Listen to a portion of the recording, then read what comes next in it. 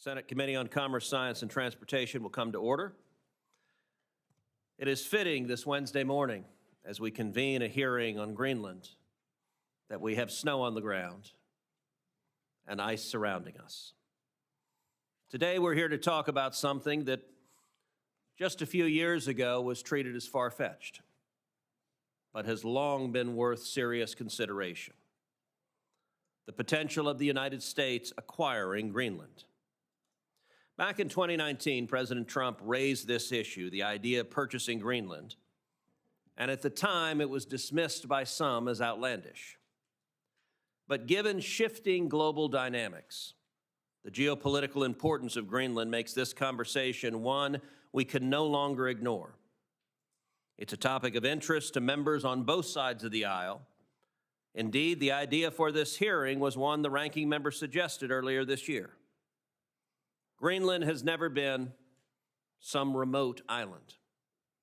It holds immense strategic and economic importance. Its location and proximity to critical transatlantic trade routes places it at the center of several global debates. The growing influence of China and Russia in the Arctic region, where Russia has long maintained military assets and China has invested heavily with a clear strategic eye, is a direct challenge to the United States and our allies. This deserves serious consideration and response. Greenland sits directly on the shortest flight path for intercontinental ballistic missiles traveling from Russia or the Middle East to the United States, making its positioning critical to our security. We have maintained a military presence in Greenland since World War II, particularly at Patuxent Space Base, which serves as the northernmost U.S. military installation and provides critical missile warning and space surveillance. The base, along with its deepwater port and airfield, is an integral part of our national security infrastructure. Also key to our operational presence and influence in the Arctic is a healthy number of polar icebreakers. The U.S. built its last heavy icebreaker nearly 5 decades ago. Meanwhile, China has 4, and Russia has over 40, whose warships increasingly appear near Alaska. The only operational United States heavy icebreaker, the Polar Star, is 20 years beyond its service life. This is simply unacceptable. President Trump has highlighted the urgent need for a new fleet, and as chairman, I'm committed to ending Russian and Chinese icebreaker dominance, executing on this quickly, not waiting for years and years on piecemeal annual appropriations, is vital for our national security, the economic productivity of Alaska and the Arctic, and our national shipbuilding capacity at American shipyards like Keppel-Anfels and Bollinger. But it's not just about defense. Greenland sits atop vast reserves of rare earth elements, materials critical for everything from technology to national defense. These elements are vital in the production of smartphones, military equipment, medical technologies, and much, much more. If the U.S. were to gain access to Greenland's resources, it could significantly reduce our dependence on foreign suppliers, particularly China, which currently operates a virtual monopoly on the rare earth market. Now, some may argue that the U.S. purchasing territory is out of the question. But it isn't unusual for us to do so. Indeed, much of the history of our nation was formed by acquiring territory.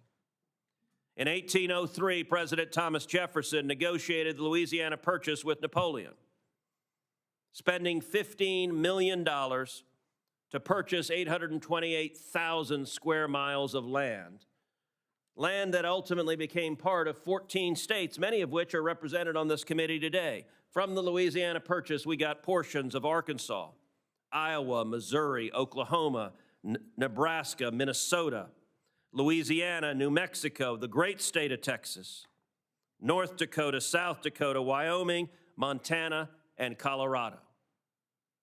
Without the Louisiana Purchase, the United States would be a very, very different place than it is today.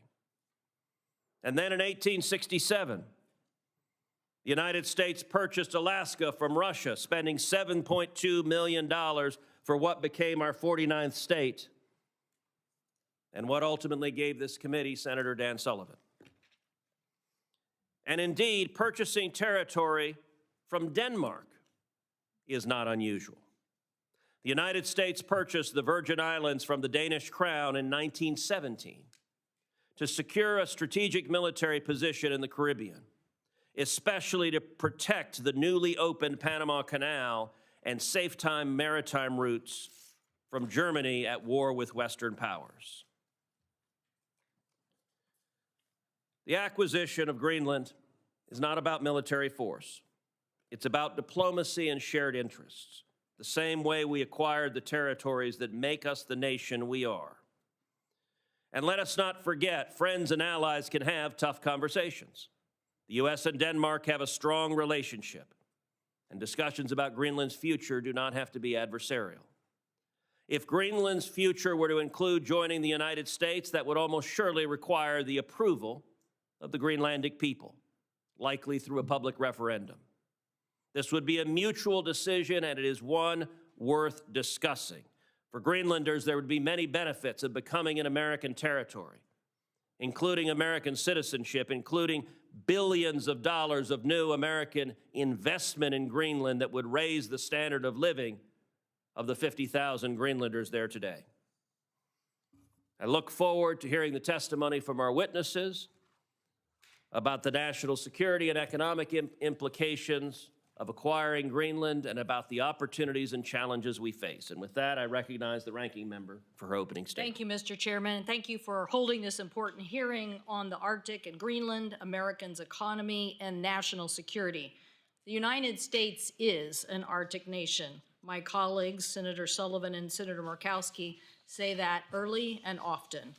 Senator Murkowski and I took a trip to the Arctic and Greenland in 2019 with several of our colleagues, and she has been a strong voice calling for a more robust American leadership in the high north. My state has long-standing ties to the Arctic. When you talk about 125 years ago in the Klondike Gold Rush and how everything sent to Alaska came through Puget Sound, the 200 vessels homeported in Seattle that are part of a multi-billion-dollar fishing industry in Alaska, there is a good reason that the Magnuson-Stevenson Act that is in place to protect U.S. fishermen is named after two senators who served as chairman of this committee. During the Cold War, America recognized that we had a vital economic and national security interest in the Arctic. Now, as climate change opens up new sea routes at the top of the world, we must do so again. New shipping channels could shorten shipping times between Europe and Asia by 2 weeks or more. Tourism, developing infrastructure could drive new economic opportunities in remote communities, and our Arctic allies could help replace China as the beginning of a new critical mineral supply chain for semiconductors, batteries, defense technologies. However, as the ice melts, we also face growing competition from our international competitors and adversaries. Russia and China are both increasing their military presence in the Arctic. I'm sure we'll hear about that today. Just last year, they conducted a joint military exercise in the Far East and Arctic. The reality is they want to be able to control the sea lanes, block freedom of navigation of our commercial and shipping and our military. They want to be able to tap into and sabotage undersea cables, and they want to move their stealth submarines and launch hypersonic missiles undetected. Russia is also engaging in illegal fishing in Alaskan waters and operating a shadow dark fleet to evade oil sanctions. And following Russia's invasion of Ukraine, it became impossible to reach consensus on the Arctic Council. That is why I believe, Mr. Chairman, in partnership with Canada and Greenland and NATO, the U.S. must renew and recommit to an Arctic strategy that solidifies America's leadership in the Arctic. Instead of starting a new trade war, America must reinvigorate and expand cooperation with our allies, including Canada and other Nordic countries. We should be pushing to expand NATO's mission in the high north. With Finland and Sweden joining the alliance, 7 of the 8 Arctic nations are now NATO members. Our good model is how NATO recently launched its Baltic Sentry operation, where allies work together to monitor and promote early warnings of threats from foreign adversaries and protect shared subsea infrastructure. I've encouraged that in the recent weeks. NATO Secretary General Ruth has called for a more proactive NATO engagement in the region to strengthen our collective defenses. The reality is the Arctic is too vast to police alone. It will take time and investment by both the U.S. and our like-minded allies to meet those threats from Russia and China. Russia has already more than 40 icebreakers. I'm so glad to hear the chairman's commitment to icebreakers. I'm sure Senator Wicker is too, a place where many of these icebreakers are built. While the U.S. Coast Guard only has 2 and the Navy has 0. Thanks to the bipartisan support of this committee, the Coast Guard will soon operate a 3rd icebreaker. But additional investments are desperately needed, the chairman mentioned this, to make even this one additional ship operational. Congress has authorized 6 more icebreakers, but that is still only a fraction of what is required. So I commend President Trump for saying that, quote, we're going to order about 40 Coast Guard icebreakers, end quote.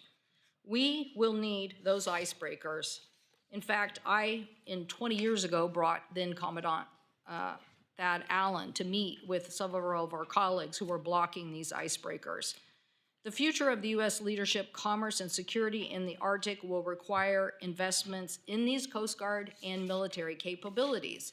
We need shoreside infrastructure, including icebreaker home ports, new MH-60 helicopters, more C-130s, and P-8s in the region, and other Navy and air assets. That's the brawn. But we also need the brains to win the high north. So I hope this committee can work together to explain why massive NSF layoffs and budget cuts, because I believe they are short-sighted. For example, the University of Washington had a $400,000 study on how glacier breakups off the coast of Greenland contributed to coastal flooding, something I think we would all be interested in. This seems particularly short-sighted when we need to understand Greenland better than ever before. In World War II, it served as an essential refueling for military aircraft flying between North America and Europe. Cryolite mined in Greenland was used to make U.S. fighters and bombers, and during the Cold War, Greenland served as a home to the U.S. early warning network against Soviet missiles. Once we had 10 military bases in the world's largest island. Today, only the space base remains.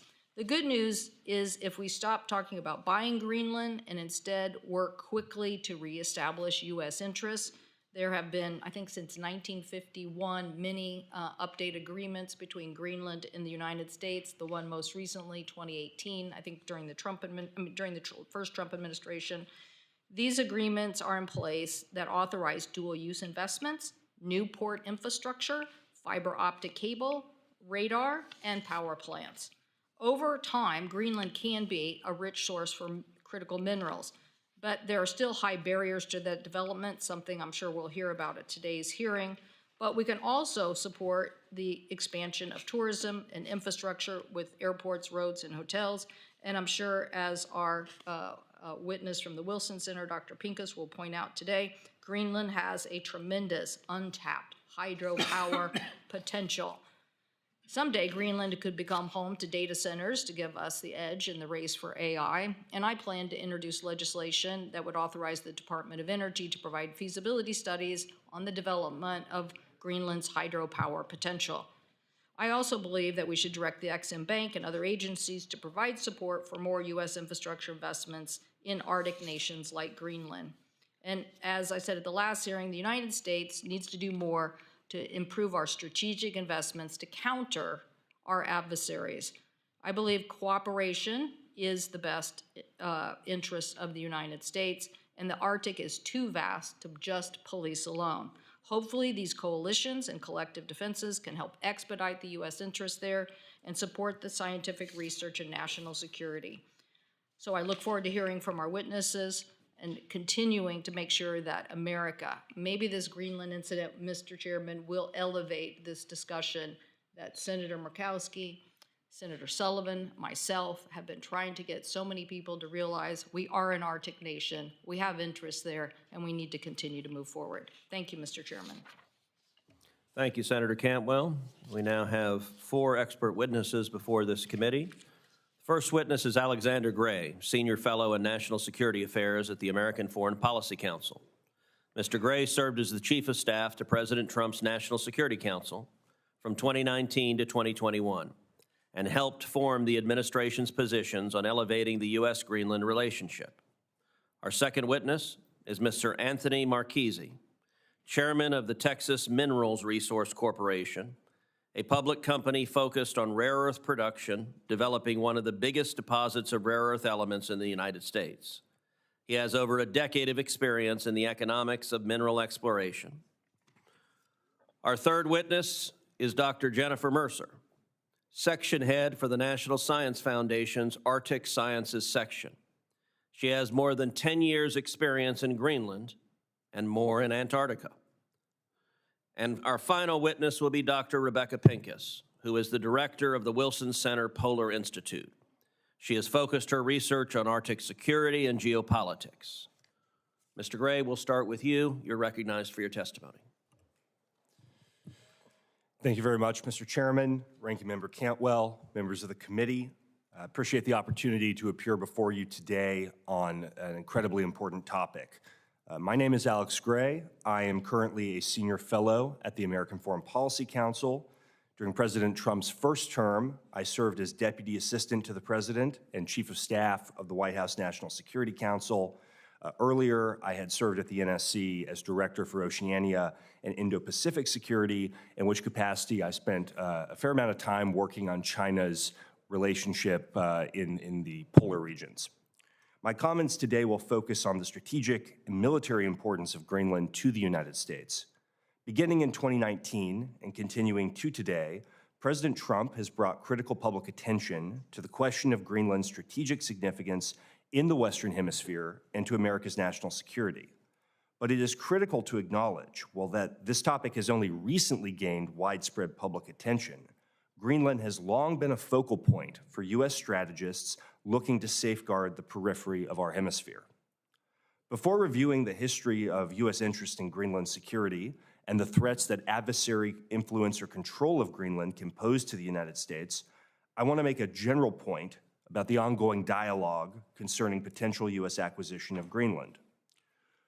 First, I do strongly support President Trump's stated effort to bring Greenland closer to the United States. As I'll mention in this testimony, the administration has several excellent options to do just that. Second, and I think this is an important point that has been overlooked, the current debate has unfortunately become centered on the Kingdom of Denmark, rather than on the people of Greenland themselves. Denmark is a key ally of the United States, both bilaterally and through NATO. Danish servicemen have fought and died alongside their American friends for decades in World War II, Korea, Iraq, and Afghanistan. This debate, though, must move beyond U.S.-Danish relations, because that is simply ancillary to the larger choice facing the United States. Washington and Copenhagen are going to continue to be close friends, regardless of the ultimate status of Greenland. Put simply, and as embodied in Greenland's own foreign security and defense policy strategy that was put out last year, the ultimate goal of Nuuk is to obtain independence from Denmark. When this will happen is subject to debate, including in Greenland and Denmark itself, but for U.S. purposes, it is vital that leaders in Washington take seriously what the Greenlanders themselves are telling us and what the last several decades of increasing Greenlandic self-governance and autonomy demonstrate. Members of the committee, the question facing American policymakers comes down to the following in my view. When Greenland inevitably obtains independence from Denmark, as their leaders again tell us that they will, who is going to greet them on the other side? Will it be Russia and China, with their history of predatory behavior in small developing states and their unwillingness to respect such state sovereignty? Or will it be the United States, with our commitment to sovereignty, the rule of law, respect for the environment, and for the rights and heritage of indigenous people? Now is the time to begin laying the groundwork for what arrangements can be put into place once Greenlandic independence is imminent. History tells us how critical this is, and I preview in my testimony going back to the 1860s, just how much the United States has focused on Greenland as a potential strategic threat if it is occupied or controlled by an adversary power. I would just highlight a couple things for these purposes. The U.S. actually occupied Greenland during World War II because it was so essential that we keep the Nazis from occupying it and being able to base U-boats from there or potentially to launch bombers against the east coast of the United States from Greenland. The United States has attempted to purchase Greenland at least 4 times, depending on how you count, starting in 1867 and as recently as 1955. Administrations of both parties, Harry Truman, Franklin Roosevelt, Dwight Eisenhower, all seriously considered bringing Greenland closer to the United States because the strategic logic is so clear. The island has 27,000 miles of coastline. At its shortest point, it's about 1,100 miles of flying time to the United States. Over the past several decades, foreign vessels have repeatedly arrived in Greenlandic waters without proper authorization or in violation of NATO protocols. In one instance, a Russian submarine actually showed up in Greenlandic waters and was discovered by accident. Unfortunately, our friends in Copenhagen have not devoted the defense resources necessary to ensure that Greenland and the coastline and the airspace is protected the way that it should be. As during the Cold War, the Greenland-Iceland-UK gap remains an area of considerable strategic concern for the United States as an area for submarine passage going to the east coast of the United States. And finally, the United States has a significant interest in the space base at Bitufik, which obviously remains one of only 2 U.S. Arctic facilities one of only 2 U.S. Military bases in the Arctic at that altitude that would serve strategic space interests, and there is no redundancy if we were to lose one of them. China and Russia have demonstrated their interest in finding weak spots in the Arctic in recent years, dramatically increasing their capabilities. China has preposterously called itself a near-Arctic power. It has launched a Polar Silk Road initiative with the intention to do in the Arctic what it has long done in Africa, Southeast Asia, and the Pacific, undermine sovereignty of developing states at the expense of regional and global security. Finally, I would just mention a couple things on how the United States could best bring Greenland closer to the United States. We have a couple options. One, we could make Greenland a territory, an insular area. We have 14 insular areas in the United States: Guam, American Samoa, U.S. Virgin Islands, to name a few. That's certainly an option. They all have various levels of self-government. They have various levels, depending on Congress's intent, they have various levels of day-to-day autonomy. Alternatively, the United States could offer a compact of free association to Greenland, similar to what we have with the Marshall Islands, Micronesia, and Palau. This is, in my view, an excellent option, whereby sovereignty by Greenland would be maintained. At the same time, the United States would have a defense obligation and defense access to Greenland that would ensure that our strategic interests in the island are upheld. This would grant us also the right to deny military access to an adversary power who sought to use Greenland for its own purposes.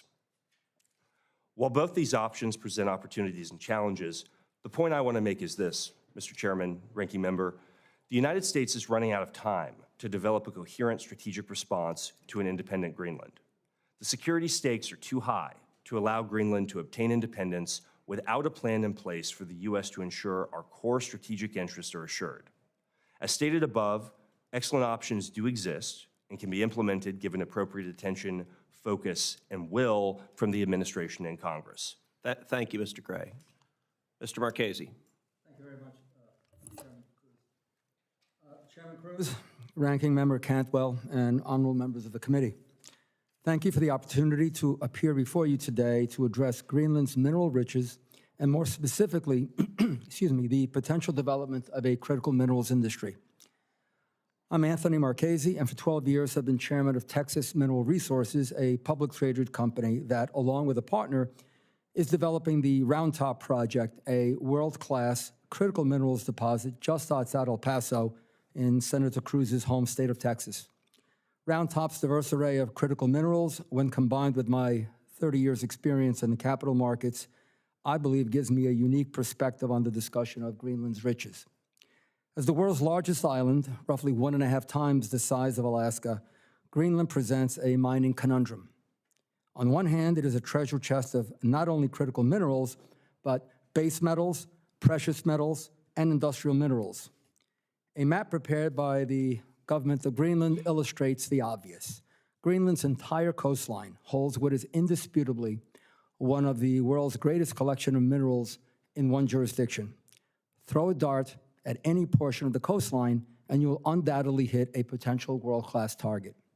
Conversely, the sheer topography of Greenland presents significant challenges.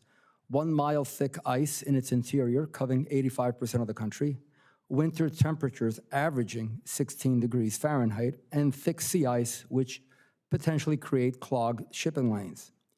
While geological maps of Greenland present a vast array of critical mineral deposits along its coast, the presence of such deposits is only a starting point for exploration. Critical minerals vary in value significantly. Rare earth minerals such as cerium and lanthanum, although considered critical by the U.S. Geological Survey because they're part of the rare earth minerals basket, are not as valuable as neodymium and praseodymium, which are essential for magnets and batteries. Mineral characterization is essential in order to, quote, separate the wheat from the chaff, unquote, to focus on economically profitable deposits. Such characterization requires significant amounts of exploratory drilling. Drilling provides answers to questions such as, what minerals do we have? What are the estimates of the quantities we have? And what are the grades of the minerals we have? Drilling is expensive, and such costs in Greenland are magnified. Once mineral characterization costs are addressed, capital and operating costs of mining are encapsulated in a feasibility study. After receiving the necessary approvals and permits, the feasibility study requires drilling data, metallurgical data, processing cost data, environmental data, and finally, the downfall of many projects, commodity prices, or accommodating commodity prices. Mining in Greenland dates back into the 1950s. In fact, Greenland was at one time the world's largest producer of cryolite, a mineral used in aluminum production. Outside of cryolite, serious mining in Greenland commenced in the 1990s. Unfortunately, there has not been significant critical mineral mining in Greenland. In 2021, the government effectively ended a promising rare earth project because uranium would be mined as a mineral byproduct. As a result, Greenland banned uranium mining due to local indigenous opposition. Interestingly, a study sponsored by McGill University in Canada several years ago found that over 85% of the population surveyed favored mining, with the exception of radioactive materials. Without characterization, we do not know if future mineral deposits are accompanied by uranium, thereby potentially limiting development unless there are policy changes. An acquisition by Greenland by the United States could take many forms. I believe Alex just mentioned those. There needs to be a determination as to which regulatory authorities, if any, would govern mining projects. In the United States, the Bureau of Land Management and the U.S. Forestry Service govern mining regulations on federal lands, while states like Alaska also give serious consideration to the desires of the indigenous population. At the present time, Greenland's 56,000 inhabitants are predominantly Inuits, an indigenous population which has a strong voice in environmental policy along with the governments of Greenland and Denmark. Regulatory authorities are critical to an examination of the economic incentives for mining. Characterization of mineral deposits is time-consuming and expensive, tantamount to venture capital investing. The USGS could provide government funding for such characterization to lessen the exploration risk for private industry. In this regard, it is imperative to remember that capital costs for Greenland projects are highly variable. Frigid winters create many restrictions, significant hurdles for timely project development. Lack of infrastructure such as roads, fuel, electricity, and housing exacerbate capital costs. Workforce needs would require the import of foreign labor, given that skilled mining labor is minimal in Greenland. Metallurgical expertise necessary to process mineral material would present further challenges, as such expertise is generally available primarily in Asia. Greenland's mining challenges would likely require the U.S. government to provide significant financial assistance in order to attract private capital, with funding needs required in both upstream and downstream development. Short-sightedly, current U.S. policy provides funding solely for downstream development, which has been a severe impediment to our own domestic production.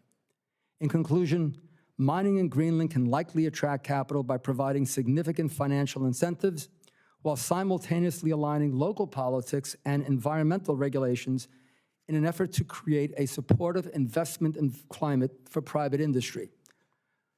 Thank you for your attention and interest, and I am pleased to answer any questions you may have. Thank you, Mr. Marchese. Dr. Mercer. Good morning, Chairman Cruz, Ranking Member Cantwell, and members of the committee. My name is Dr. Jennifer Mercer, and I'm the head of Arctic Sciences in the Office of Polar Programs at the U.S. National Science Foundation. Thank you for the opportunity to participate in today's hearing to share the important research and collaboration that NSF is facilitating in Greenland. NSF has an important mission of supporting the U.S. research enterprise and fostering U.S. STEM talent. NSF's support of research facilities also establishes a U.S. presence in the Arctic and demonstrates our capabilities as a nation and builds goodwill with other nations. This research is important in the polar regions where, as you know, Russia and China are increasingly seeking to extend their reach. I oversee both scientific research conducted in Greenland and the research infrastructure that enables research funded by NSF, other federal agencies, and by international partners that advances U.S. national interests. I was born and raised in South Dakota and completed my undergraduate studies there. After earning my PhD in New Hampshire, I was a researcher at the University of Wyoming before joining the federal government, first in the Department of Defense and then at NSF. The first time I deployed to Greenland was 15 years ago, bringing with me a decade of experience as a researcher in Antarctica. And I'm excited to share with the committee why Greenland is so important to the U.S. science and engineering research enterprise. The polar regions have a long history with both U.S. scientific research and defense operations. Greenland was strategic during World War II and the Cold War for the U.S. and its allies. It was the site of Camp Century, where the U.S. Army established an operational base under the ice. Efforts like this taught us a lot about ice sheets and snow mechanics and how to operate in these extreme environments, knowledge and methods that we still use today in both the Arctic and Antarctica. NSF has an established relationship with the government of Greenland, which has authority over research there. All of the research activities that NSF supports in Greenland are conducted consistent with Greenland law and regulations. NSF collaborates across the U.S. government with the Department of State and several Department of Defense services. NSF funds the research capabilities as well as research projects on the U.S. Coast Guard's icebreaker Healy, which visited Greenland last summer. NSF facilitates research logistics in the Arctic on a cost-reimbursable basis for NASA, NOAA, and other agencies that are supporting activities there. U.S. scientific research spans from the marine environment to the coastal villages and towns to the top of the Greenland ice sheet. Today, about 80% of Greenland is covered in ice, and at its thickest points, it is nearly 2 miles deep. It is a massive feature that is important for understanding variability in the Earth's land ice and is an ideal location to study atmospheric circulation. Research in the coastal waters is important for understanding marine ecosystems, ocean circulation, and the submarine environments which support fishing and vessel navigation. NSF awards support upwards of 300 people at 15 to 20 research locations throughout Greenland each year. NSF's main operational locations are the village of Gangalussuaq and the United States' Pituffik Space Base on the west coast, and Summit Station and Raven Camp on the Greenland ice sheet. Raven Camp serves as a training site for the New York Air National Guard's 109th Airlift Wing that operates the ski-equipped LC-130 aircraft fleet, the only fleet of its kind capable of landing large loads of cargo and fuel on skiways. The U.S. is the only country with this capability. The LC-130 is the backbone of transportation within Antarctica and on the Greenland ice sheet. Summit Station is the only high-altitude, high-latitude, inland year-round research station in the Arctic. Summit sits at a physical elevation of over 10,000 feet. It was established in 1989 as an ice drilling camp. Year-round operations began in 1997, focusing on continuous atmospheric sampling and measurements. NSF is currently in the process of designing new station infrastructure for Summit, and this will serve as a hallmark of U.S. scientific research in the Arctic. NSF has approximately 75 active awards to U.S. institutions for research in, around, and about Greenland. The Arctic contains distinct physical features that allow for unique research opportunities with practical impact. And these are just some highlights of the important scientific study happening in Greenland, where the U.S. is a leader and a collaborator in research. Thank you for the opportunity to testify today, and I look forward to your questions. Thank you, Dr. Mercer. Dr. Pincus.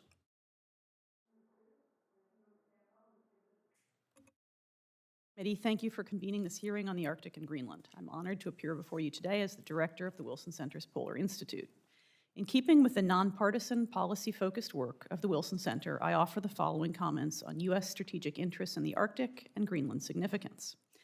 My bottom line up front is that the Arctic region, which has important and enduring strategic significance to the United States, has taken on an added measure of global importance due to its natural resources, emerging shipping lanes, and relevance to space issues.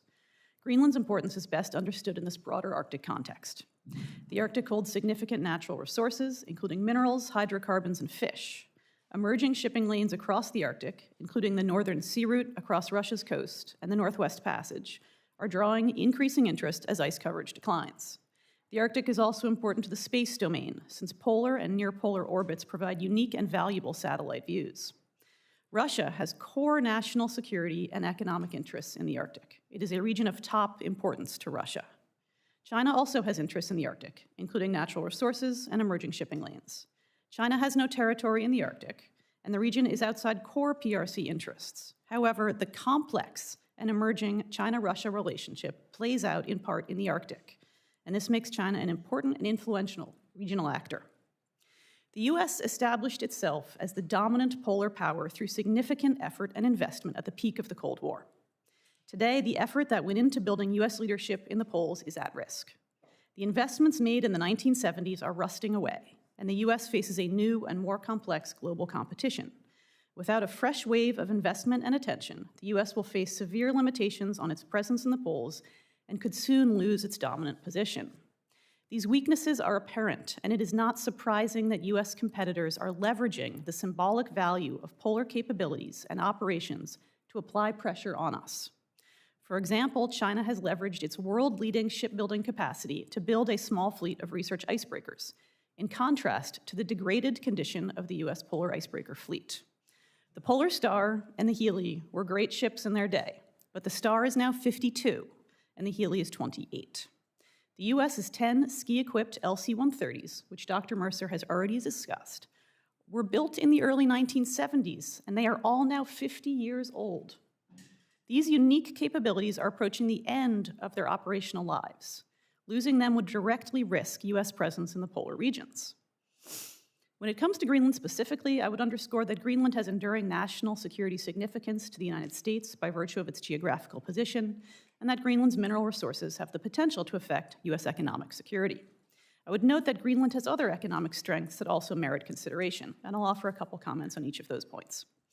Greenland's longstanding importance to U.S. homeland defense and securing northern approaches is heightened by today's increasing activity by U.S. competitors and the prospect of increasing accessibility throughout the Arctic. The Batufix Space Base is a critical forward location to U.S. missile defense. Greenland provides the westernmost location for monitoring Russia's naval activities in the Arctic and North Atlantic. Other NATO allies are critical to this effort, and the U.S. enjoys strong defense relationships in and adjacent to the region. Denmark recently announced a $2 billion package of defense investments for Greenland, with a second tranche of investment to be announced this summer. Greenland has a rich endowment of minerals, as Mr. Marchese has discussed. Most are as yet undeveloped due to several significant complicating factors. The foremost challenge is the harsh climate and lack of infrastructure, which significantly raise development costs. Greenland's enormous energy potential is often overlooked. The island has virtually unlimited hydropower around the ice sheet. Its hydro potential is very high quality and offers the potential to co-locate energy-intensive industrial facilities in the Icelandic model. The cold climate in Greenland would make data centers an obvious choice, although this would require a fast fiber connection to the United States, possibly via the planned Far North Fiber project between Japan and Ireland, or through Quintilian's planned expansion. A fiber connection to Greenland would enhance regional security through a dual-use benefit to communications capabilities, and it would tie Greenland closer to the United States. Tourism is another significant area for growth. Starting this summer, United Airlines will offer direct flights just over 4 hours long from Newark to Nuuk. With tourism arrivals expected to double in the face of significant limitations on hotel availability and other support infrastructure, there is both a tremendous economic opportunity as well as need for strategic investment and development planning. Many of the challenges and opportunities we see in Greenland are echoed across the North American Arctic, including in Alaska and the Canadian Arctic. I welcome the committee's attention to this problem set and its strategic implications. The Polar Institute stands ready to support Congress's efforts through our research and analysis. Thank you so much. Thank you to each of the witnesses for your very informative testimony. Senator Sheehy is going to be presiding over the Senate in a few minutes, so he has asked if he can go first, so I'm going to yield my time initially to him and recognize Senator Sheehy. Thank you, Chairman. Thanks all of you for your testimony, very enlightening. For Dr. Pincus, a question directed your way. It seems like you have a pretty informed policy view on this. You know, the only constant is change. And right now we're seeing aggressive territorial expansion efforts from Russia, obviously through force. And China is literally building islands to expand its sphere of influence, not just in the South China Sea, but as you correctly pointed out, using every tool at its disposal to grow its influence elsewhere. I think the discussion we're having here is a common sense discussion about how we can maneuver ourselves to ensure that an extremely important piece of real estate, which at the end of the day is what we're discussing, whether it's data centers, whether it's critical minerals, whether it's shipping lanes, does not fall into the wrong hands. And from your policy perspective, what is the best approach? And I think then I'll move to Mr. Gray as a secondary. What do you think is the best outcome? What's the best approach to achieve what we think the best outcome can be so that we do not allow Greenland to become a territory of our adversaries in the very near future? Thank you so much for that question, sir. I would say that from a policy analysis perspective, which is my background, the U.S. has a range of policy options in Greenland. The choice among them entails a consideration of priority, risk, and cost. And the President and Congress will make those determinations and set policy. I do think that a thorough review of various scenarios and contingencies would be worthwhile exercise to carefully review the range of possible scenarios for Greenland's futures and evaluate a set of options for the United States, again, along those parameters of priority, risk, and cost. We have heard that Greenland is in a global context in which we have options that span across the Pacific in terms of different approaches to our relationship with Greenland. So we have both a geographical span to consider here, as well as, I would say, an evolution over time. Greenland has been very important to the United States missile defense for decades, and so we have an enduring significance there as well. So I think thinking about sort of geographical span, risk over time, and then those questions of priority, risk, and cost would merit a very thorough review. I welcome this discussion here today, but I think a more in-depth analysis of the various options would give you better grounds for making those determinations. Thank you. Senator, I agree with you completely that the threat is very real. And the threat of both Russian and Chinese penetration in Greenland, and not just in Greenland, but in the high north more generally, is something we have to be very attuned to. We've seen it not just in Greenland, but in the Faroe Islands. We've seen it in Svalbard. We've seen it all over that high north region.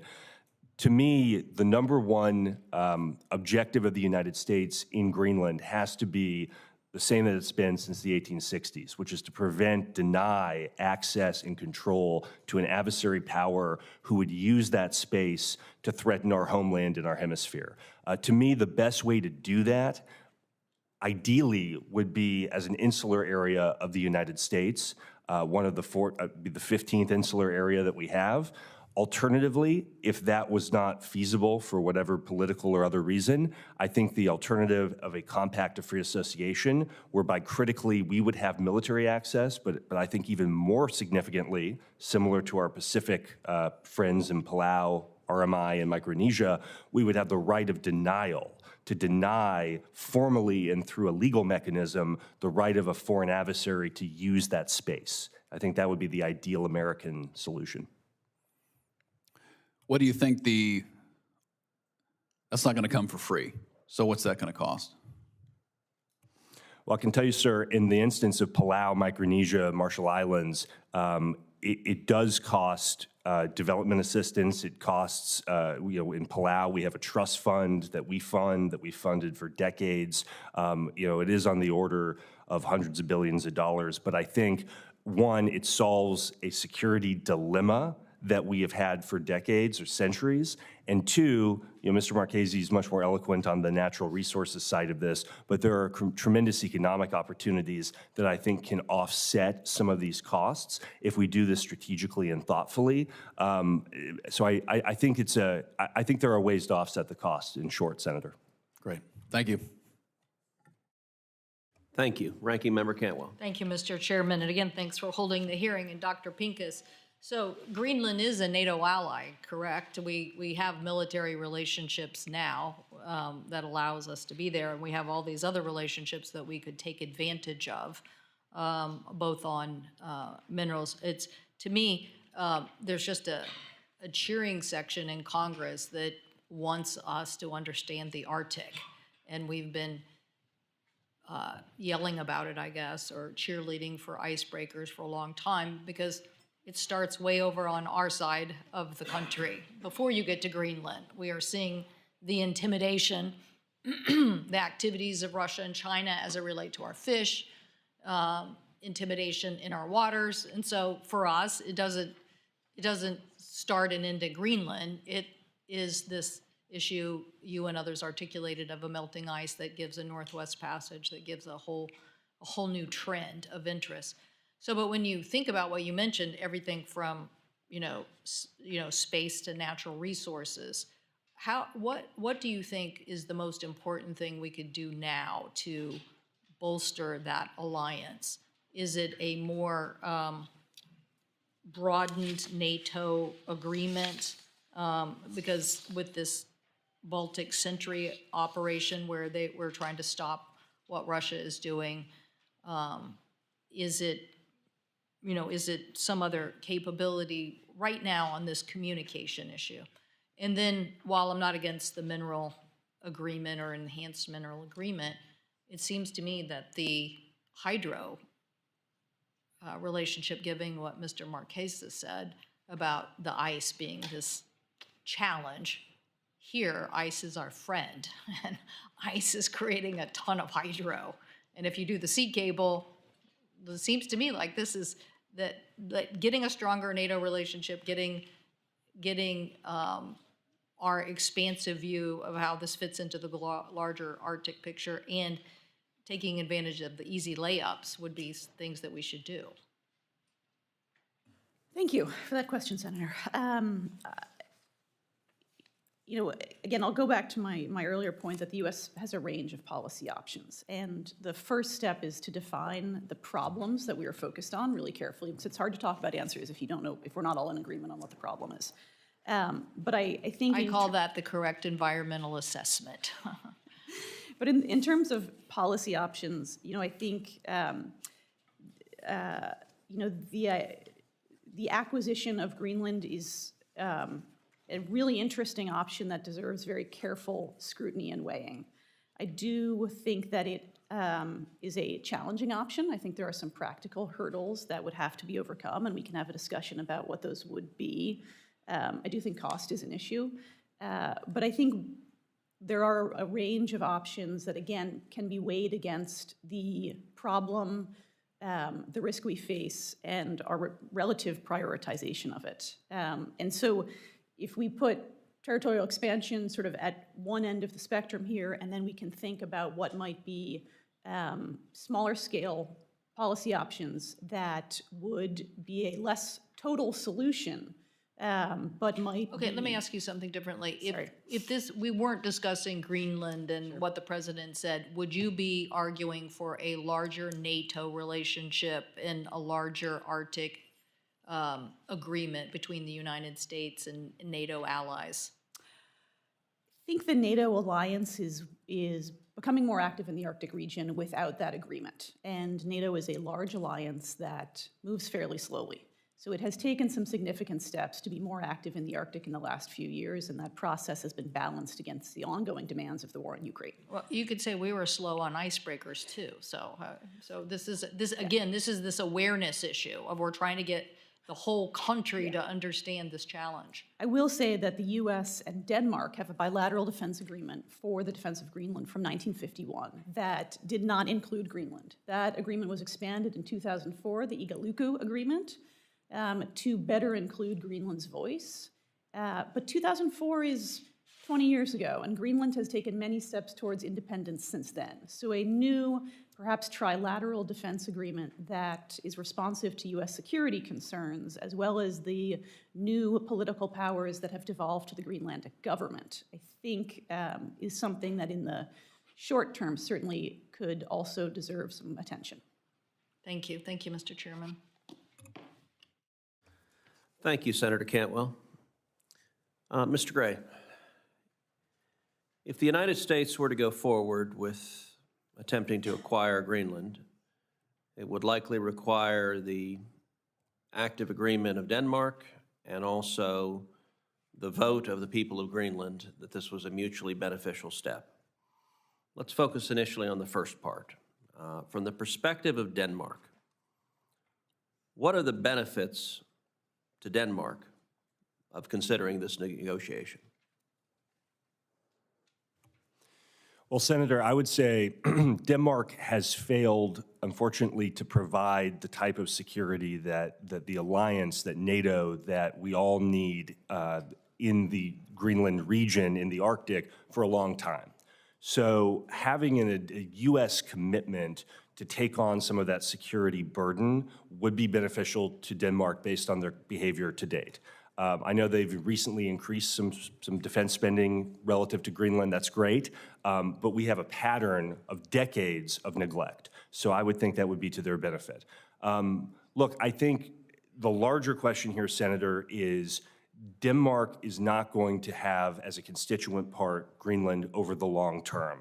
And so to the Greenlanders have made that clear. So the question is, what is the security architecture that's going to be in place at that ultimate point of independence? And it's not in Denmark's interest, just as it's not in our interest, to have a vacuum that is filled by China and Russia. And that's why having some sort of discussion about what comes next is so critical.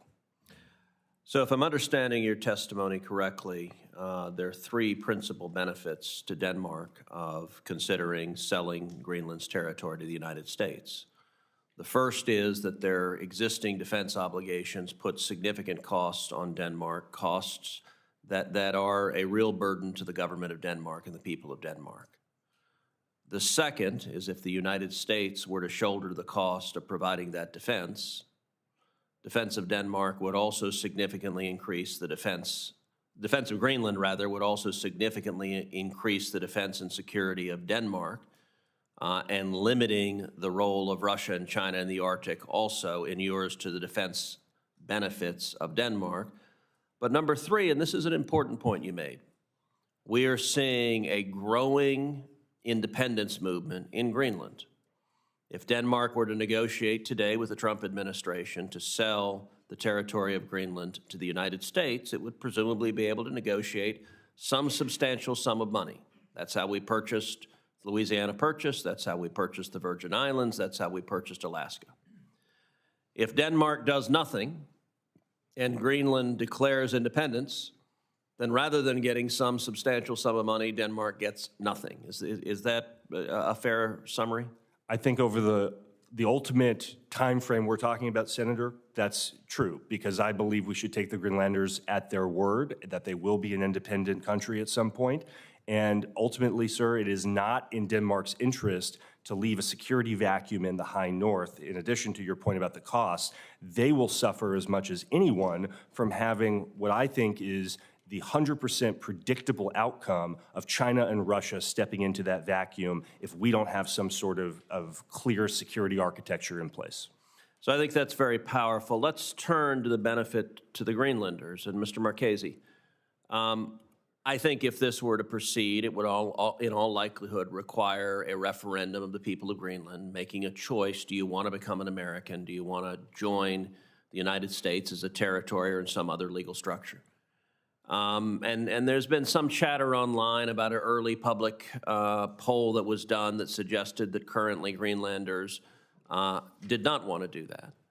That does not strike me as terribly probative, given that this is the very beginning of a discussion, and any referendum would be made with the Greenlanders assessing, what do we get for it? What's our benefit? How are our lives better off? So in your judgment, how would the lives of Greenlanders be better off were they to become part of America?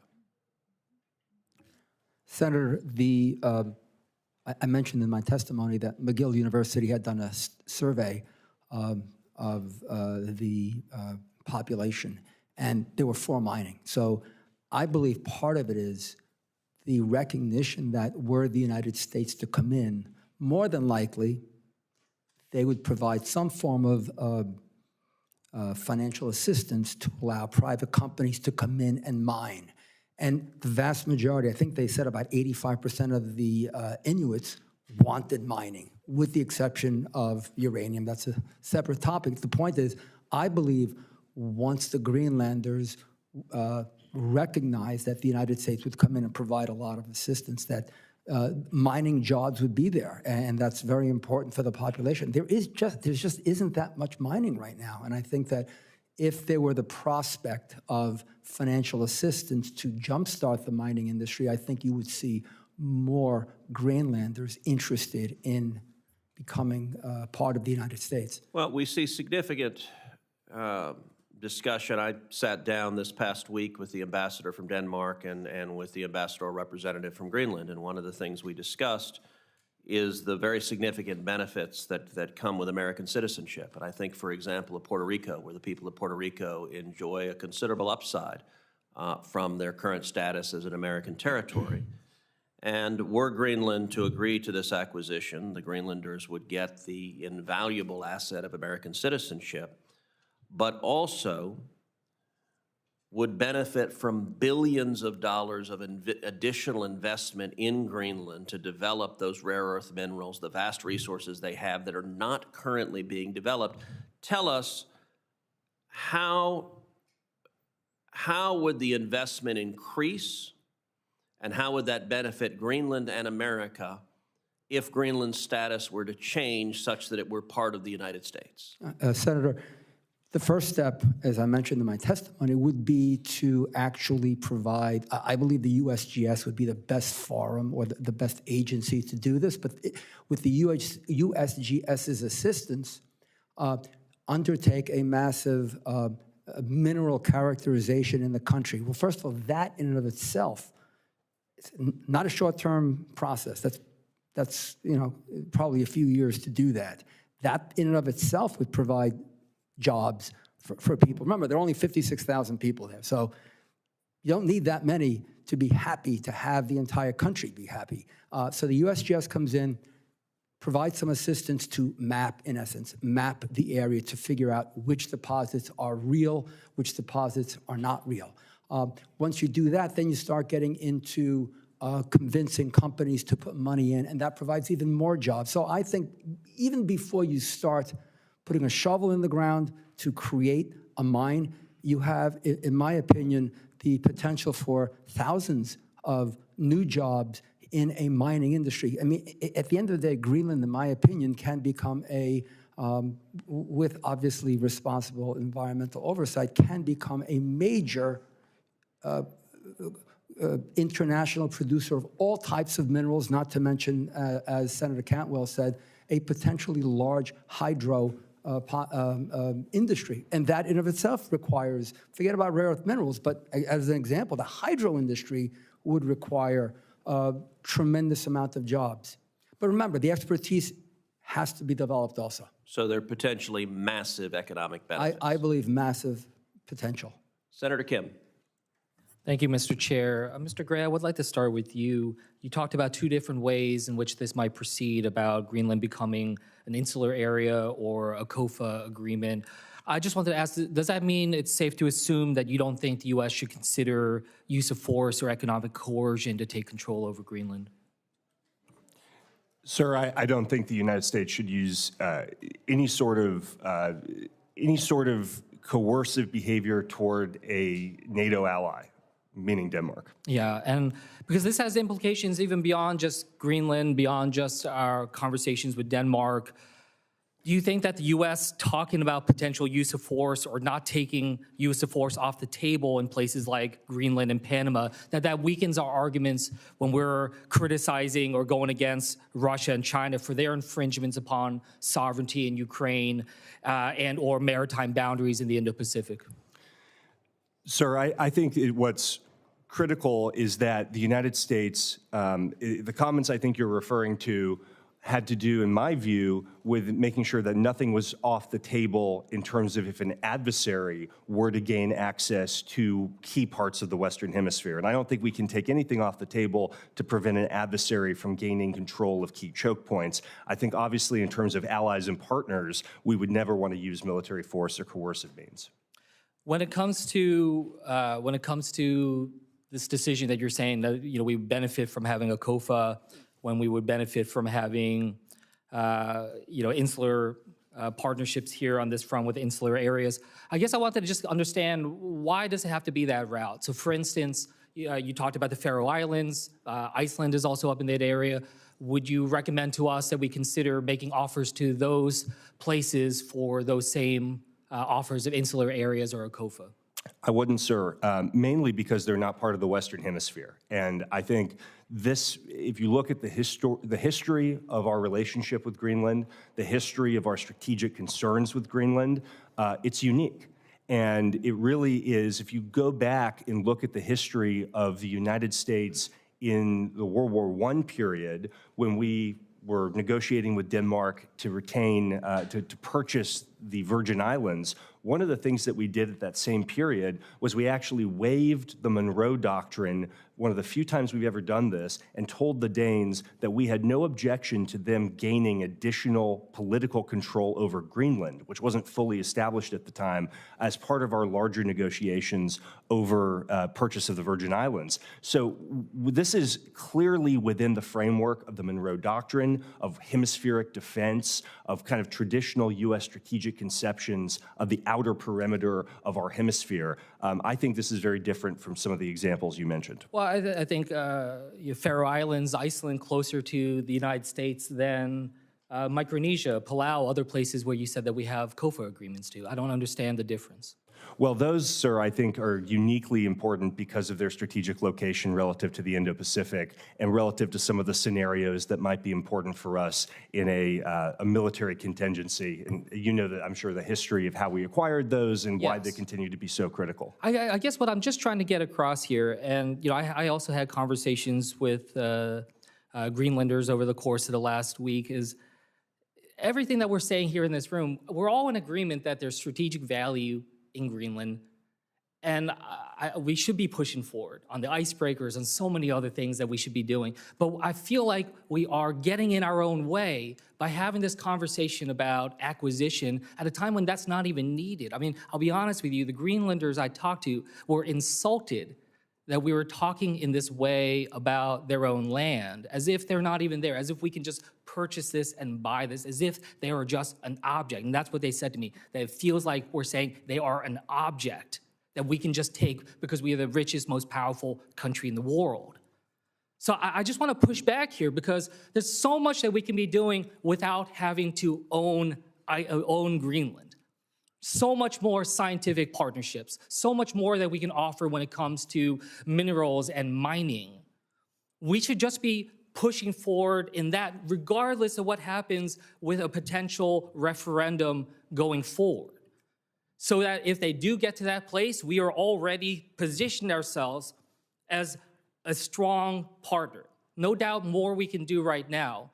But I just think that this is getting in our own way. And when you look at the polling, 85% of Greenlanders say they're opposed to becoming part of the US. 46% view President Trump's interests as a threat. If we are trying to solidify our relationship with them, especially in some post-independence position, we are burning those bridges. We are sowing sense of distrust right now that I think would make it even harder for us to be able to achieve that later. And with that, I'll yield back. Thank you, Senator Marino. Dr. Pincus, there's been much discussion of late on Greenland, but I think what's underappreciated is something that you were trying to focus on, and that's the importance of Greenland to a whole host of U.S. strategic interests that are there. And obviously, yes, we need to develop a good working relationship, a good partnership with Greenland. You mentioned the Space Force base that's in Greenland. It's a critical forward operating location. It is the department's northernmost installation. It hosts radar systems that are essential to our missile defense. The comment was made that there could be flight paths of ICBMs over Greenland. Well, that may or may not happen, but what is key there is that no matter where in the Arctic ICBMs are flying, what we have to have is radars to be on Greenland so that not only can they track, but they can also detect any incoming threats. I'd also like to consider the Greenland-Iceland-UK gap. And Mr. Gray, maybe you'd want to add some into this discussion as well. As we look at the increased Russian submarine activity there in recent years, and you couple that with the growing Chinese and Russia presence in the Arctic, I think it's hard to understate that gap's importance. So both of you, do you assess that increased U.S. presence in the GI-UK gap would be beneficial? Start with Dr. Pincus and then Mr. Gray, if you'd like to add. Thank you very much, Senator, for that terrific question. I think it's very helpful to talk in terms of specifics. And in Greenland, we have long had radar installations to give us early warning of incoming ICBMs coming from Eurasia. And in the current era of hypersonics, new missiles, new missile delivery systems, it's very important that those radars remain in place and that we recapitalize and modernize them to give us as much advance notice as possible. So there's a big radar system at the Batufik base, there's a big airfield, there's a deep water port. On the east coast of Greenland, that is the westernmost point of that GI-UK gap. So it is a key point for monitoring Russian naval activity. I think we are looking at a set of challenges in the GI-UK gap related to Russian activity, undersea activity, that is a real problem set for us. The gap between Greenland, Iceland, the UK, also I would add Norway, provides us some really important points from which to support monitoring and activity. It would be best to talk to the Department of Defense in a classified setting about what specific capabilities and access they may need, but I will say that the 1951 Defense Agreement gives us very wide access to Greenland. We have never had a problem asking for access and permissions and not getting it. And both Greenland and Denmark have made it clear that they stand ready to have that conversation again. I think the Danish defense investments that have been announced include domain awareness capabilities and presence that will help us. There's certainly more that can be done, but I think being very specific about what the problem is helpful in terms of thinking about our appropriate response, and also recognizing that in an event of a contingency, fixed installations, whether it's a radar asset or an airfield, they would be taken out with long-range missile strikes. So, I would say that Russia doesn't have the capability to seize and hold Greenland, and nor would there be a strong military argument for it to do so, given that its most likely response in the event of a contingency would be to strike those assets and then keep moving on. Which would also make it extremely important that DoD maintains that spectrum use to be able to identify what's coming in, not just for the homeland, but also for Greenland. Absolutely, and I think having a conversation about air defense and, missile defense options. We do not have interceptors in Greenland. We do not have interceptors in Canada. We have them in Alaska. So I think there is a conversation to be had about that specific capability. Thank you. Mr. Gray, before I get called out, please. Thank you, Senator. So many of our concerns strategically about Greenland, going back to the 40s, have been about the GI-UK gap. And it's been a concern across multiple great power competitors. It is a concern today. To me, the question is less, Dr. Pincus made the comment about, militarily it would probably not be taken out. I'm more concerned about a future political arrangement in Greenland that could be influenced or controlled adversely by an adversary power in a way that would prevent us from being able to exercise the type of control or the type of domain awareness over the gap that we have had in recent years. That's why I think these proposals that I've mentioned, that others have put forward for what is the long-term political arrangement in connection with Greenland, it's so important because we have to have the ability to maintain some sort of control and some sort of awareness over that gap. Thank you. Senator Blunt-Rochester. Thank you for the recognition, Mr. Chair and Ranking Member Cantwell, and for convening this hearing about our partnership with Greenland. Greenland is positioned near the next vital strategic region for the United States and our adversaries, the Arctic. As we all have discussed here today, Russia and China know well that the Arctic is important to controlling the flow of trade and global security, and they are increasing their economic and military activities in the region. That is why we must simultaneously strengthen our relationship with Denmark and Greenland while addressing the growing international threats to the region. Our alliance with Denmark and Greenland is critically important to our shared economic and national security. I'd like to focus my questions on our critical mineral supply chains. Greenland's strong natural resources offer economic opportunities for Greenland itself, for the United States, Denmark, and our allies. As Greenland's own Minister of Business has noted in a January 16th op-ed, Greenland has 39 of the 50 minerals we have classified as critical to national security. This is why supply chain resiliency is one of my top priorities. Ensuring the innovative industries in the U.S. and in the allied nations have the resources they need is critical for the expansion of good-paying jobs for Greenlanders and for a strong economy. And we really need to make sure that we put a fine point on the fact that we desperately need a national strategy for our supply chains, which is why I'm happy to be working in a bipartisan way with Senators Cantwell and Blackburn. Dr. Pincus, how would you say we can strategically leverage and work with Greenland on their abundant critical materials to enhance the resiliency of domestic industries, our domestic industries? Thank you, ma'am, for that question. Greenland has abundant minerals. They have been discussed extensively by Mr. Marchese. I appreciate those facts.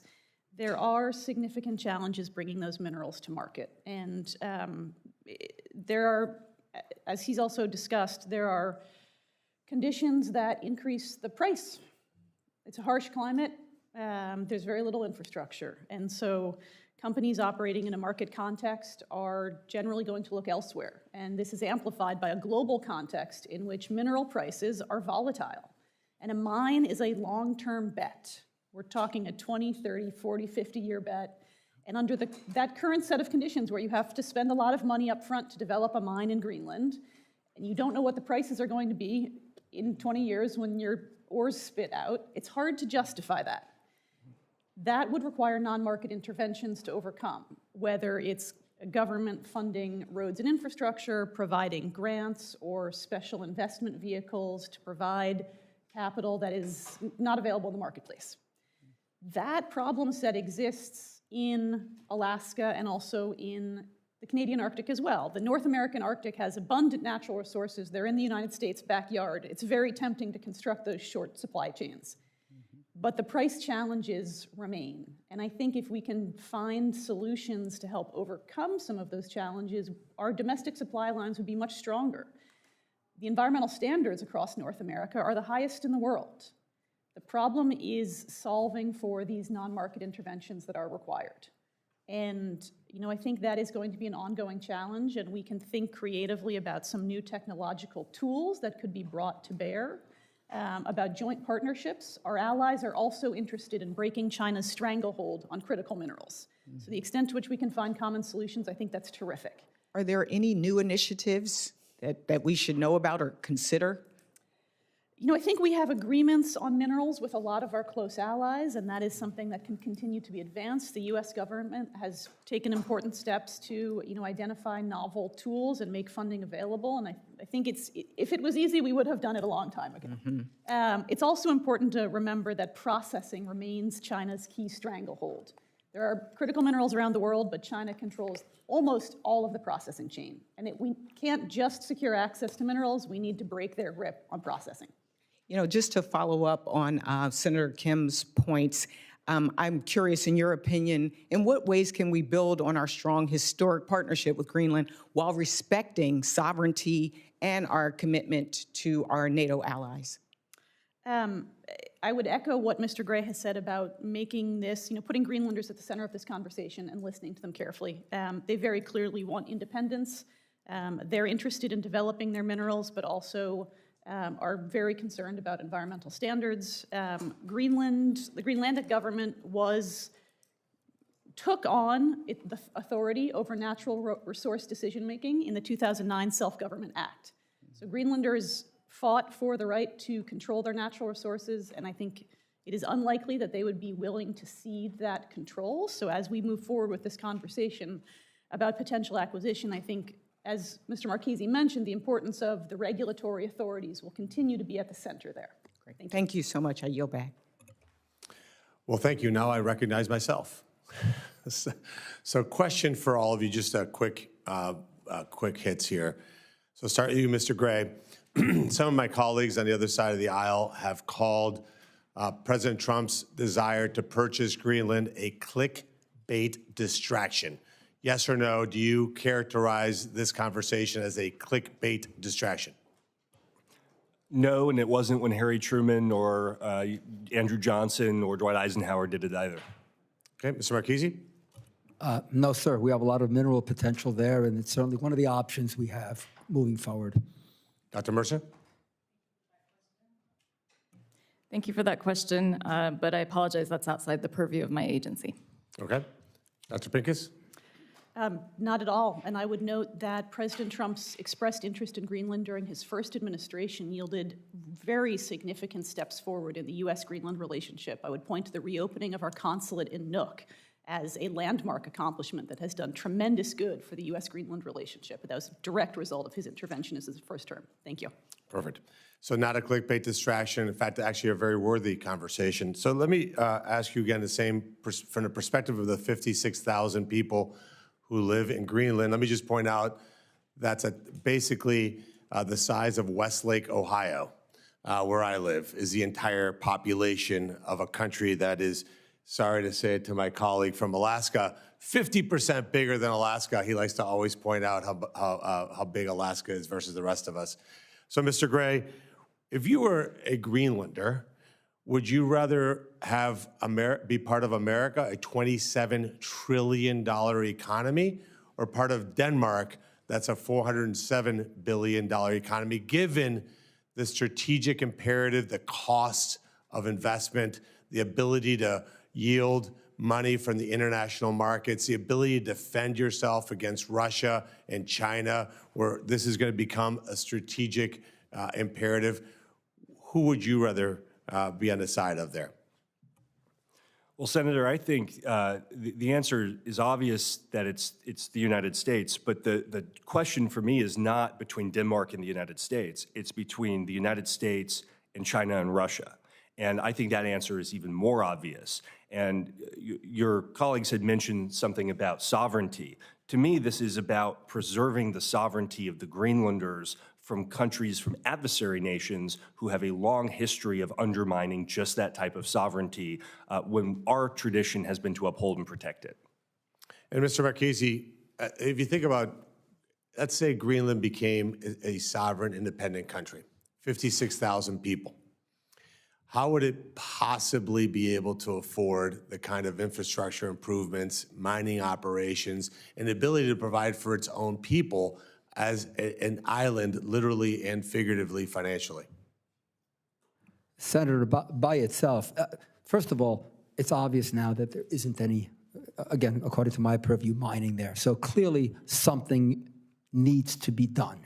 I believe that part of the problem is the way this is being, I hate to use the word sold to the public. I don't think we're emphasizing enough of the benefits that the Greenlanders would get, specifically jobs. I mean, I believe when people say 85% are against it, I think part of the perception is it's a land grab and we're just going to impose our will upon them, versus trying to soften the image by saying, guys, and women, we're going to be giving you high-quality jobs. Mining jobs pay significantly more than average wages across the board. So I would be trying to emphasize the economic benefits to the population, because I don't believe that message has gotten through. But it is clear that without some form of U.S. intervention, that the Greenlanders by themselves just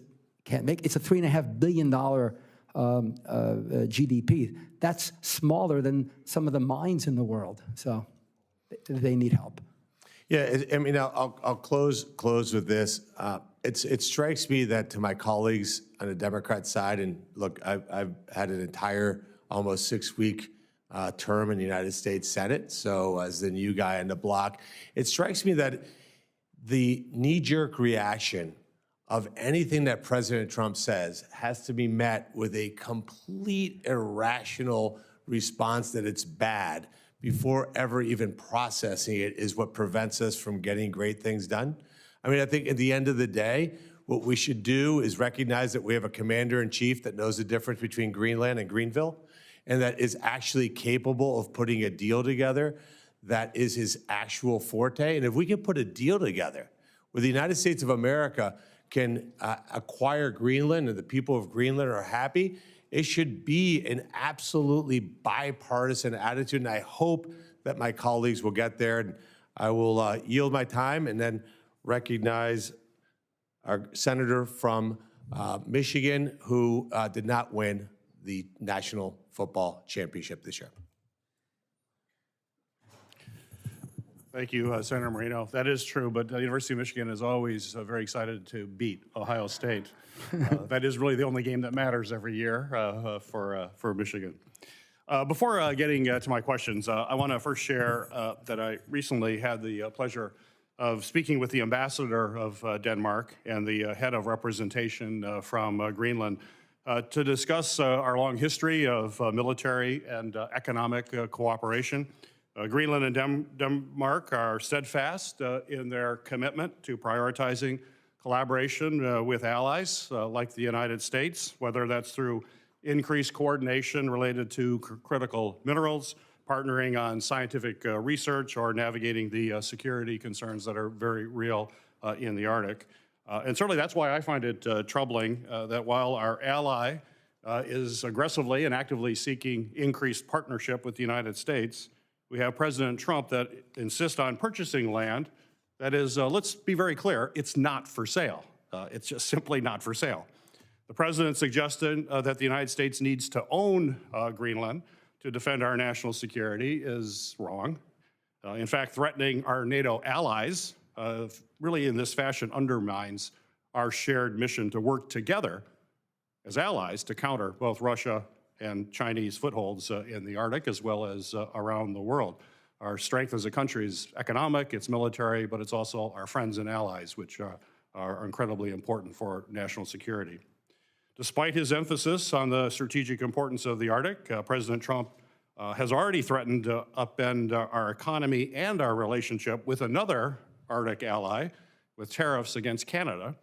And in recent events with the proposed tariffs, Canada did give commitments that they had already agreed to. Let's be clear, the Canadians already agreed to do the things that Donald Trump threatened and then said, oh, I'll release the tariffs, even though we just got what Canada has already done in terms of investing in enhanced border security, something I feel passionate about. So I'm concerned we're seeing the same thing here. Reckless foreign policy and economic policy ideas that really have no benefits for Americans and distract us from what we really need to be focused on. So I'm disappointed that today we have to address another ill-advised Trump administration move against an ally instead of focusing on improving our strategic coordination against those who do not share our values or our goals. So with that, I have a few questions. First off, Dr. Pincus, Michigan certainly knows the importance of maintaining our Coast Guard's ice-breaking fleet. Great Lakes icebreakers are designed to extend the operating season in Great Lakes ports, and they keep our shipping lanes open throughout a longer season than would otherwise happen. As we've discussed today, the rapidly changing Arctic landscape marked by melting ice and increased accessibility means that icebreakers are going to play an even more pivotal role to maintain shipping in the Arctic. So my question for you is, given the growing competition from our adversaries, not our allies, our adversaries in the Arctic, what challenges do you believe we need to overcome to increase our icebreaker fleet? Thank you, Senator, for that question. We have significant challenges with U.S. icebreaking. Our fleet is at perhaps its lowest historical point, and that is a weakness that is being exploited by our adversaries. We see Chinese icebreakers in the Arctic every year now, and I don't think that's a surprise. I will say that the challenges we face with regards to icebreaking are not unique to icebreakers. They are symptomatic of the broader problems plaguing U.S. shipbuilding as a whole. The Wilson Center has undertaken extensive stakeholder consultation on these issues. What we have heard is basically this: government is a bad partner to do business with. The industry in the U.S. and beyond faces a list of challenges: availability and stability of funding for shipbuilding, competition for skilled labor. It is hard to build an icebreaker. It takes unique welding expertise, for example, and inefficient trade barriers. Government clients are risk avoidant and let perfection be the enemy of progress. So I think while we have some major comparative advantages over China, particularly in our strong network of alliances, we can leverage those more effectively to improve icebreaker construction. I would flag the Ice Pact, which is a trilateral agreement between the US, Canada, and Finland to cooperate on the production of polar icebreakers and potentially also Great Lakes icebreakers, as having potential to leverage allied expertise. And this may have carry-on effects across shipbuilding more broadly. Great, great.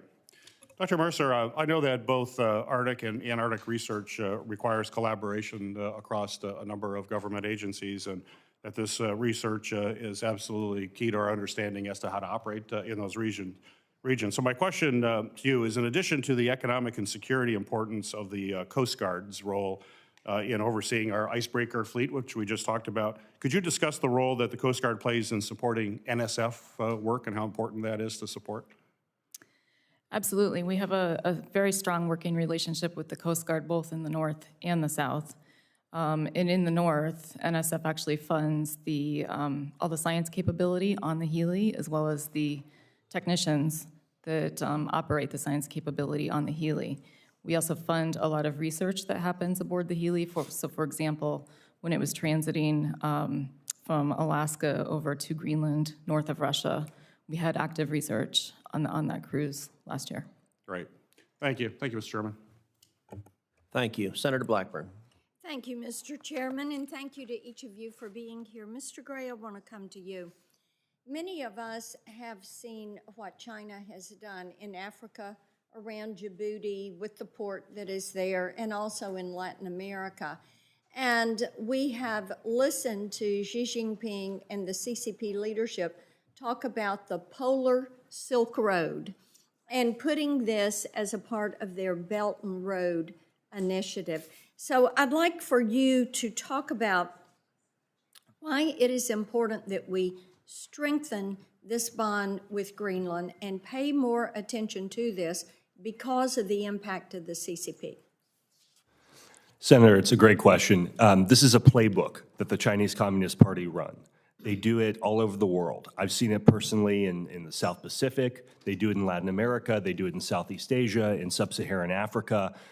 They start by, you could call it the Belt and Road Initiative, you can call it the Polar Silk Road, whatever terminology they want to use. But what it is predatory lending, primarily usurious interest rates for what we often call white elephant projects, projects that very often serve no economic purpose. And don't last. And then they're stuck with debt diplomacy. Exactly. And once they have the debt diplomacy, ma'am, the Chinese come in and use that as for coercive political control over small developing states that can't push back and don't have the ability to counter the CCP's malign influence. And what I'm so concerned about and why I think this topic is so critical is that something very similar we're beginning to see bits and pieces of this in the high north, in the Faroe Islands, in Greenland to some extent in recent years. We've seen it in Svalbard. We've seen it in Iceland. This is beginning to happen. The Chinese are signaling their intention to pursue this more actively, and that's why we have, because we know the playbook, we need to be prepared to push back proactively. Dr. Pincus, I want to come to you because I had seen a quote from Biden NSC Council Director Brennan, and he made a comment at a Wilson Center event in 22 that the U.S. has accepted that China has a, and I'm quoting him, vested interest in the Arctic. I completely disagree with that because China, just because they're calling themselves a near Arctic neighbor, does not give them a vested interest. And I want you to talk a little bit about that type attitude with that perspective that China is using this for their security and endangering our national security. Thank you, Senator, for that question.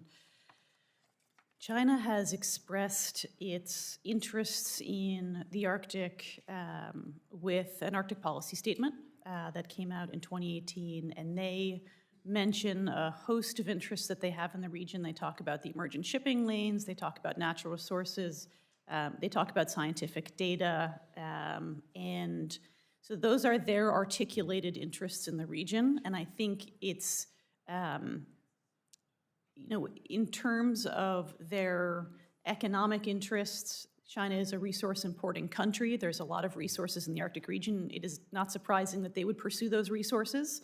Their pursuit of those resources is adverse to the interests of the United States. Okay, let me, Mr. Gray, I want to pivot to you on this because China focuses on dual-use technologies.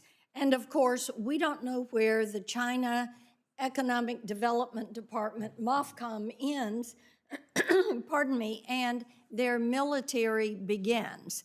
And this is what they couch as dual use. And I would like for you to give what you see as specific steps that we can take against the CCP in this regard to stop them from using this as a research and test site. It's an incredibly important question, Senator. I think this is where my concerns about the current trajectory of the political relationship between Denmark and Greenland are so acute. we have to have a plan for this, the reason you outline, and for reasons of even more conventional military purposes. We have to have a plan for what comes next. And if we don't know what the 56,000 people in Nuuk, what their political organization looks like post-Copenhagen, which they say will happen, what you're describing is going to become even more prevalent. And we've seen this happen in places in the South Pacific that are similarly sized. We have to have a plan for what comes next. Thank you. Thank you, Mr. Chairman. Thank you, and I'd now like to recognize Mr. Sullivan, who also is going to preside while I run down to the floor and vote. Thank you, Mr. Chairman, and thank you very much for holding this very important hearing. You know, the Arctic issues are something that, as the senator representing the only Arctic state in the country, I care deeply about, so appreciate the chairman focusing on this. You know, I want to first mention, I think the idea of the president looking to purchase Greenland has already been mentioned by a number of the panelists. Other presidents have thought about this. I think it's a wonderful idea if we can pull it off. Truman, Andrew Johnson, others did. But I also think it's important to remember, this is an op-ed I wrote in the Wall Street Journal a couple weeks ago, saying, hey, Greenland's nice, good to go if we can get it, but remember our Arctic state, Alaska, because everything that people talk about with regard to Greenland, we have in spades already in America. It's called Alaska. Arctic location, strategic and critical minerals, oil and gas, cornerstone of America's missile defense. It's all there. The problem is, as the panelists know, when Democrats get in power, Biden was the latest example, they want to turn Alaska into a national park, not recognizing our state for what it is, which is a strategic crown jewel for America. The father of the U.S. Air Force, General Billy Mitchell, in testimony before Congress in the mid-1930s called Alaska the most strategic place on the planet. And it is. So that's what we're focused on. Don't forget Alaska. Fortunately, unlike President Biden, President Trump has already made it very clear that he's not going to forget Alaska. On day one, the president signed an executive order called Unleashing Alaska's Extraordinary Resource Potential. And I want to thank President Trump and his team for doing that. It goes into everything that this hearing has talked about. Strategic minerals, oil and gas, natural gas, getting the military involved. We just introduced my legislation called the Iron Dome Act, which is all about missile defense. Alaska's the cornerstone of our country's missile defense, and we can build that out even better. So appreciate what President Trump is already doing on Alaska. But it's not as if our adversaries don't recognize the strategic importance of Alaska or the Arctic. Next slide. This is what doesn't make a lot of news in the lower 48. In the last 3 years, we have had an enormous amount of Russian incursions into our airspace, America's airspace, Alaska's, AIDA's, naval incursions into our EEZ, and just in the past year, these are some depictions of this. This is another slide we have. This gives you all the Russian, Chinese joint strategic bomber incursions into our AIDAs, and very disturbingly, joint naval task force into our EEZ. So our adversaries clearly understand the Arctic. Can you put that other one slide up there? Just the one you had before, Scott. Yeah, perfect. So that's a wind-up to a question I want to ask the panelists. Mr. Gray, why don't we start with you? Given this, right, how important is America's Arctic? I've been talking to Secretary Hegseth, President, others, and Alaska, not just for missile defense, but to push back on what is clearly happening. We had a meeting on what we're going to be doing on the border, a lot of discussion with the President's team on the northern border. This is the northern border, and our adversaries are all over it. And in my view, what we need is a lot more infrastructure, a lot more military, a lot more missile defense, a lot more unleashing Alaska's critical minerals, oil and gas, and we couldn't have a better partner right now with President Trump. In the contrast between him and President Biden, who wanted to make my state a national park, he issued 70 executive orders, 70, singularly focused on Alaska to shut us down. President Trump's wiped that out, but what's your sense on how we need to respond to this in America's Arctic, which is Alaska, and the potential that Greenland could add to this, because that's the other part of the Arctic, not the Alaska part of the Arctic. Senator, it's incredibly important. I think we have to look at our hemisphere holistically, from the Aleutians to Greenland, from pole to pole, and have and President Trump began this process in his first term, this holistic Arctic strategy that I was pleased to be involved in. We have to, from a military standpoint, we've talked about icebreakers, but we have to— By the way, just real quick on icebreakers, Russia has 54, some of which are nuclear, many of which are weaponized. We have 2, and 1 is broken. You think that's peace through strength when it comes to icebreakers? It isn't. Continue, sorry to interrupt you. It's obviously, the icebreakers are key, particularly when we think about what the adversaries are doing, nuclear-powered icebreakers, growing their fleet. When we think about the limited limited C-130 capacity that we have now for Arctic takeoff and landings, when we think about just the general attrition of Arctic warfighting capabilities since the end of the Cold War and the lack of investment in them, I know DoD will likely have its own Arctic strategy. We have to have Arctic warfighting capacity and deterrence as a much higher level priority. And I think your chart and what your state's dealing with is a perfect example of why. Great. I'm going to turn to Senator Schmidt here. I know cares about these issues as well, and then I'll have some follow-up questions if there are no other senators coming back. So, Senator Schmidt. Thank you, Senator. For 80 years, nearly 80 years, the United States has provided the security blanket that has kept NATO allies safe. Yet when President Trump raised valid concerns about Greenland's security, NATO talked about protecting Greenland not against Russia, not against China, but against the United States. That is totally absurd. The reality is that President Trump's messaging is about defending not just America, but also our NATO allies against Russian and Chinese aggression.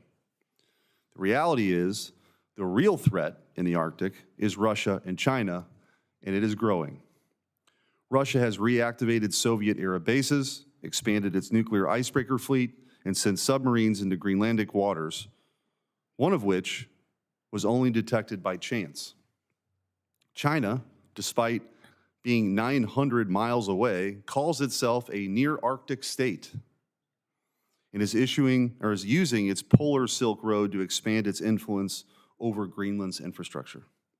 Despite these mounting threats, Denmark has failed to provide adequate security for Greenland. The island's 27,000 miles of coastline remain largely unmonitored, and foreign vessels repeatedly enter its waters unchecked. The U.S. cannot afford to sit back while others neglect these responsibilities. The Arctic is a key frontier in global competition, and Greenland is central to U.S. security. Whether we acquire Greenland, increase military presence, economic investment, or formalize security arrangements, we must ensure Greenland's future aligns with U.S. interests, not Beijing's and not Moscow's. Whether through increased military presence, economic investment, or formalized security arrangements, we must act now to secure the Arctic for ourselves and our allies. So with that, I did want to ask Mr. Gray, I mentioned the Polar Silk Road. How would you compare that to the One Belt, One Road initiative? Senator, I think of it as just the Arctic polar adjunct of Belt and Road. I think it's just, we know the playbook, as I said to Senator Blackburn, this is what the Chinese do to gain economic and then coercive political influence. It's the same playbook with a different name.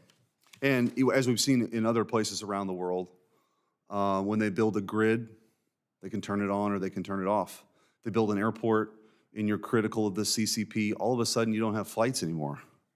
I mean, this is incredibly dangerous in a place like Greenland, which, by the way, is also part of the discussion about Panama and the Panama Canal, right? This having China control both ports on either end of that canal is incredibly dangerous for us from a military perspective and an economic perspective. Mr. Marchese, did I pronounce that right?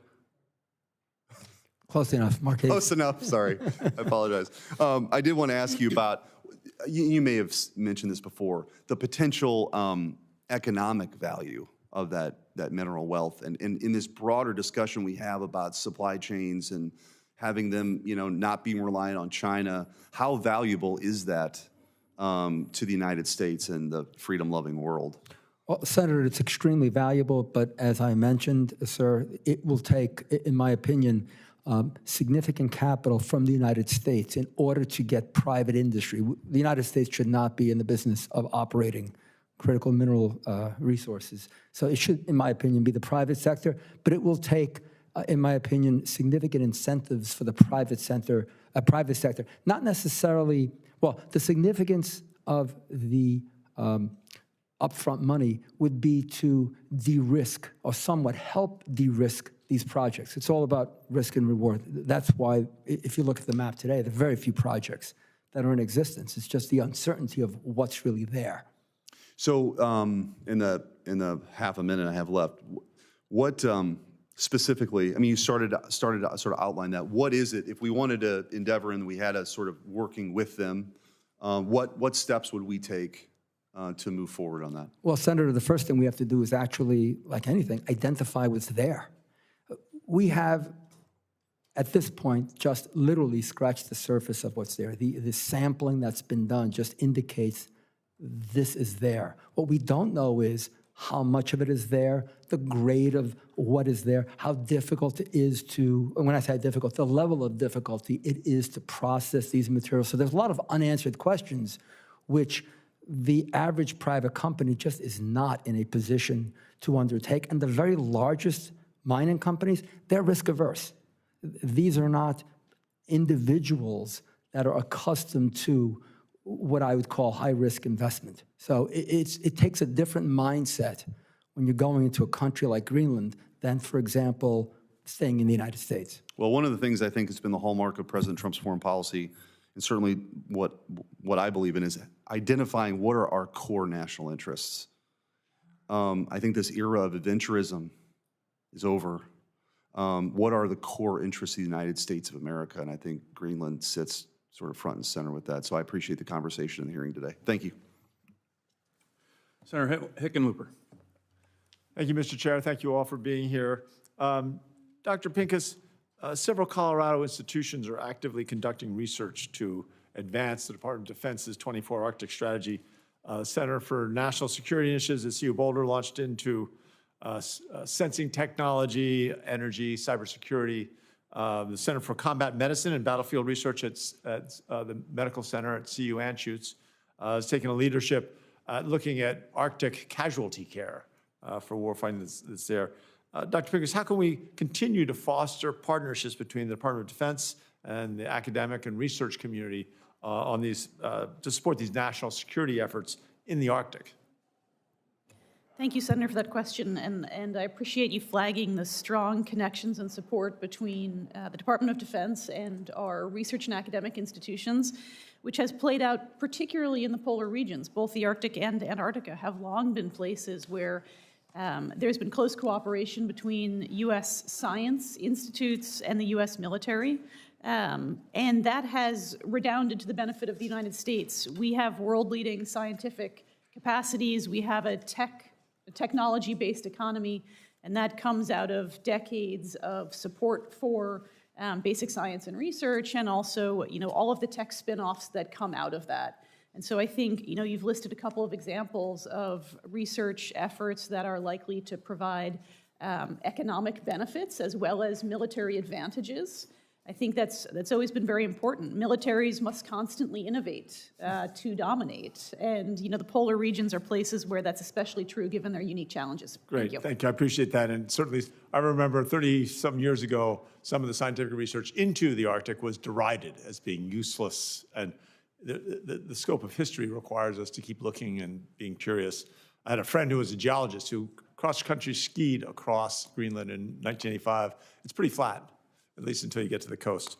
Dr. Marchese, obviously we talked about the critical and rare earth minerals that are at Greenland. However, as you've mentioned, they're mostly locked in the ice. The cold weather and winter mining, I mean, you really can't do it too much in the winter there, it's so cold. The U.S., one of our great advantages against China and Russia has always been our allies, our network of alliances and partners, many of whom have extensive mining experience. Canada, excuse me, Canada obviously has a lot of experience in coal mining, Japan, seafloor mining. How might the new critical mineral mining ventures in Greenland benefit from that shared expertise? Good question, Senator. Unfortunately, most of the downstream, which is the processing capabilities in the world, are located in Southeast Asia, and specifically China. China prohibits their researchers and professionals from doing this in other countries. So even if Greenland, in an alternative universe, if the United States said, hey, we want your help, they wouldn't give it to us just because it's prohibited. There is expertise in Africa. There's expertise in South America. But again, it depends on the type of mining you're referring to. So for example, there is significant expertise around the world in base metals. So copper, aluminum, things like that, no problem finding expertise anywhere. Right. When you start getting into the critical mineral area, as I said, most in Southeast Asia, but specifically some in Europe. So they, in my opinion, would have the expertise available, but in I limited. get it. I understand what you're saying. It's complex. It's not easily accessible. Yes. Got it. Dr. Mercer, as you know, Arctic research in remote, austere environments through the National Science Foundation, through NOAA, requires, again, close collaboration with our partners, our allies. The funding freeze issued by the Office of Management and Budget could really disrupt some of these research efforts. In the Bipartisan CHIPS and Science Act, the Congress directed the NSF to create an Office of Research, Security, and Policy, responsible for identifying and addressing security risks that impact research integrity of the U.S. projects. In your view, does the increasing presence of China and Russia in the Arctic region show or create any new research security risks that Congress should be especially vigilant about? Thank you for your question. The Office of Polar Programs in NSF works in close partnership with our Office of the Chief of Research Security Strategy and Policy. NSF is also a member of the National Counterintelligence Task Force to work with the intelligence community and law enforcement partners on research security issues. It's something we take very seriously. But as far as the rest of your question, I'd be happy to take that back to NSF and potentially arrange a conversation in a different setting. Perfect. Thank you very much. I yield back to the chair. Senator Young. Thank you, Chairman. Thank you, witnesses, for being here. I'd like to begin with critical minerals and trade, building on some of my colleague, Mr. Hickenlooper's questions. The headlines have recently been focused on acquisition of Greenland under different scenarios. But what I actually find more plausible and therefore more interesting is some sort of trade relationship that might be deepened.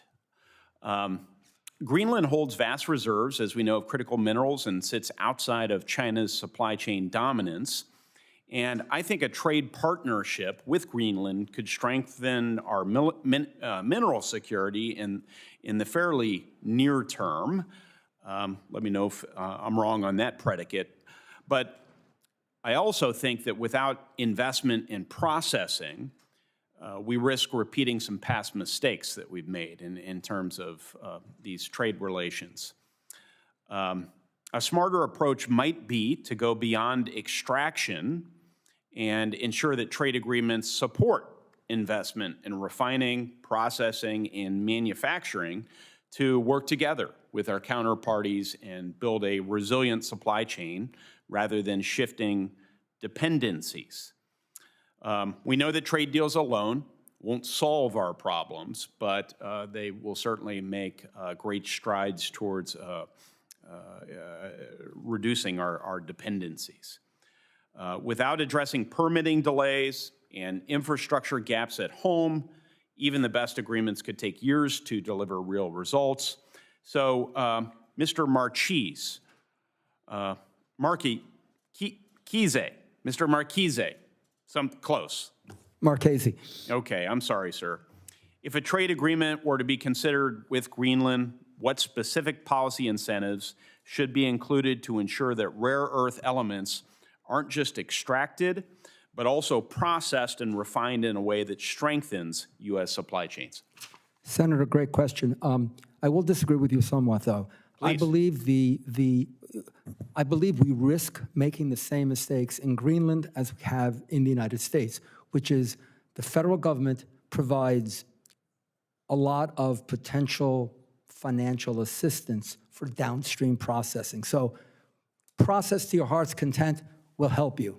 But finding sources, which is, as I mentioned in my testimony, upstream, zero money available. Yes. In my opinion, significantly easier to get funding once you have the upstream part solved. Finding the mine, developing the mine, right, in my mind, is significantly more important than processing it. You get lots of money. There's lots of people that would give you capital to process something, but you have to have the supply to begin with. And in this country, we don't provide money for exploration and discovery. In our alternate universe, we'd love to have every other country deliver material so we can process it. So I'm learning, Mr. Marchese. I'm learning from you. You're familiar with some of the solutions that are offered here on the Hill. One has been to, and this has been spearheaded by Senator Cornyn, to work with our friends around the world and our U.S. Geological Service to identify where all the mineral reserves are, and then do our best to project out into the future demands for those various minerals and processing capacity, and just kind of map all this stuff out as one would do when you're managing a project. Is that the sort of assistance that might help take some risk out of the markets and unlock more private capital? Senator, absolutely. As I mentioned earlier, it's called mineral characterization.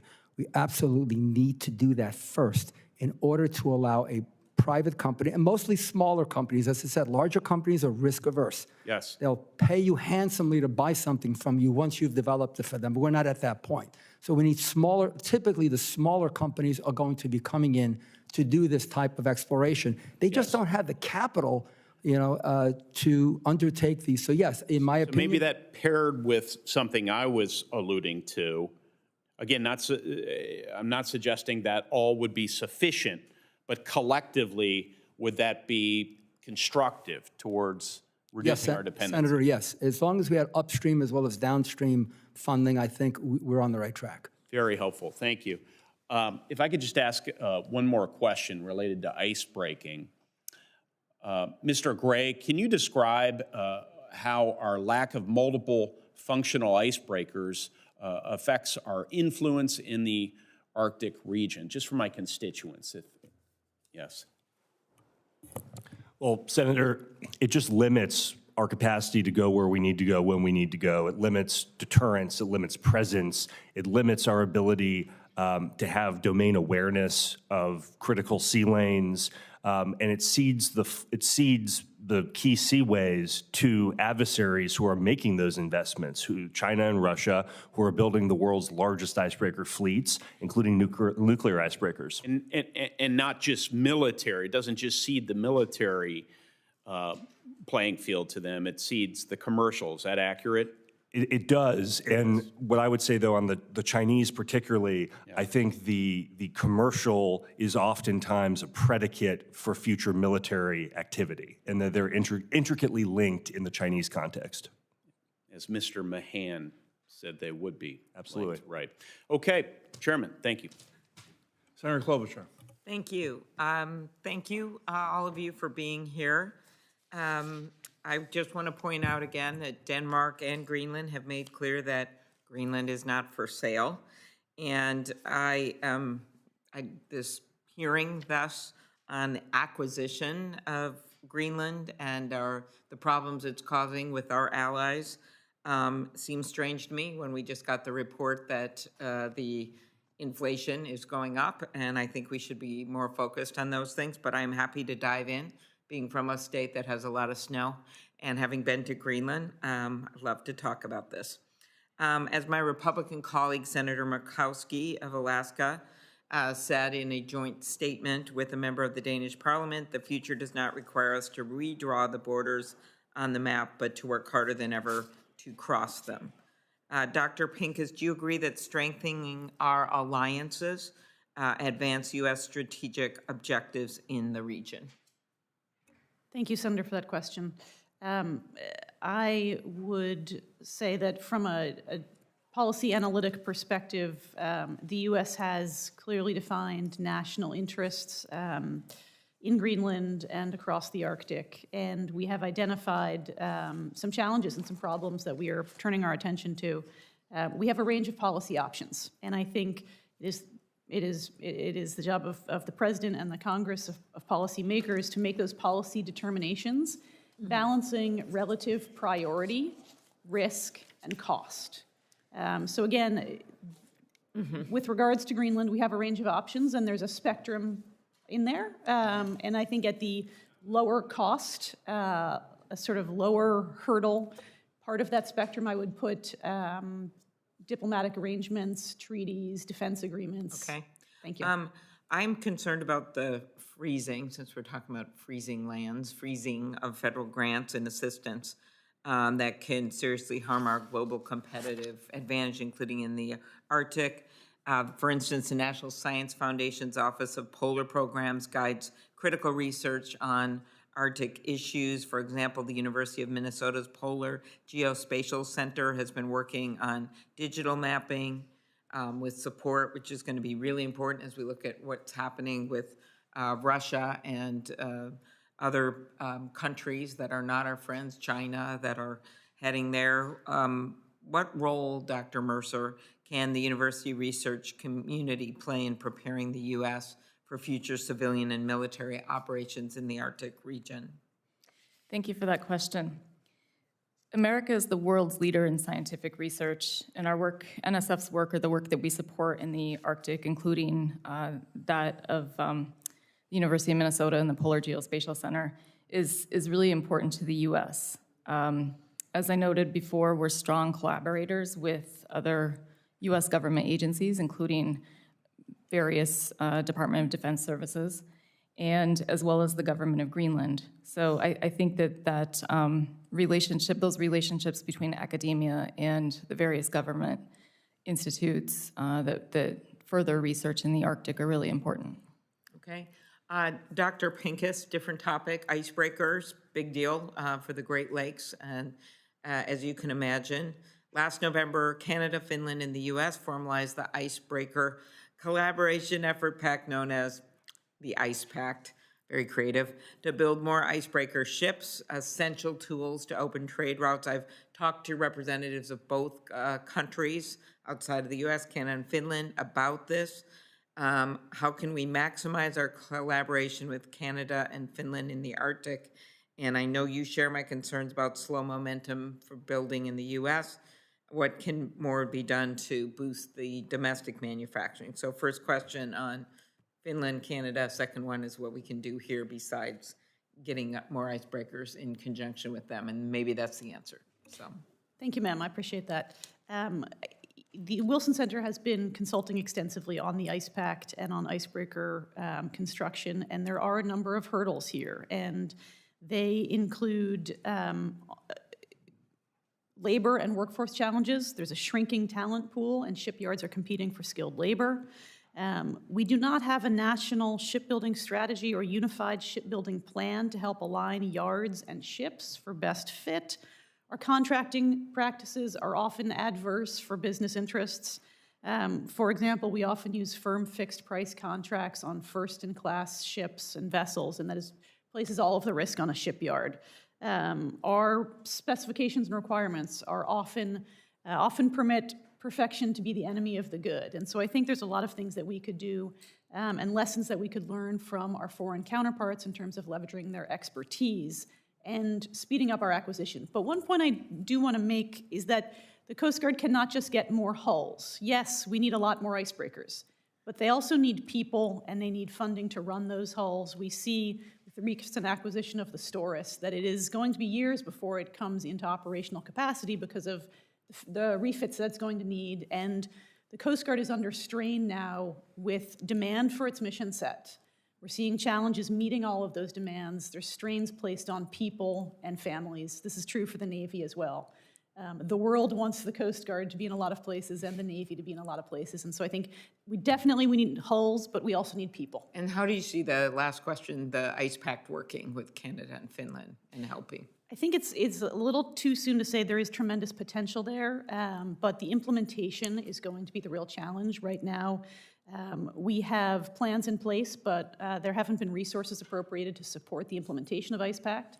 So I think DHS and Coast Guard are working through some of those challenges, and it will be interesting to see if we can make some creative solutions around relaxing trade restrictions, perhaps permitting in skilled labor that could help us build icebreakers faster, perhaps relaxing some ITAR restrictions on tech sharing.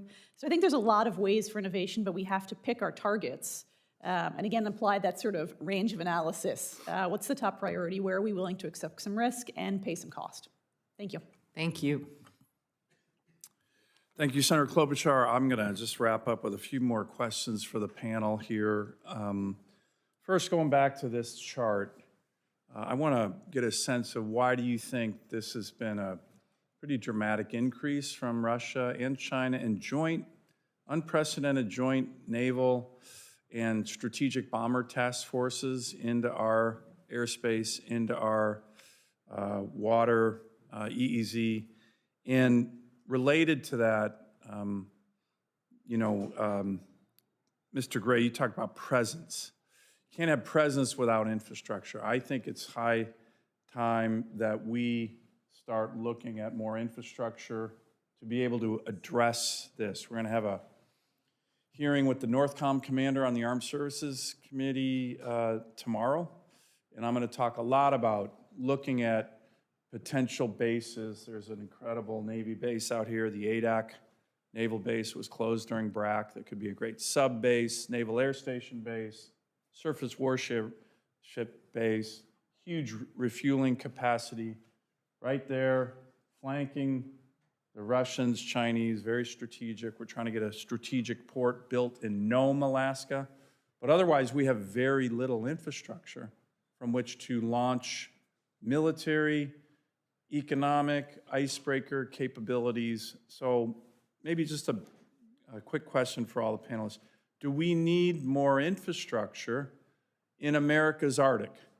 And now I'm not talking Greenland. This hearing's about strategic interests in the Arctic. We're an Arctic nation solely because of that great state, Alaska.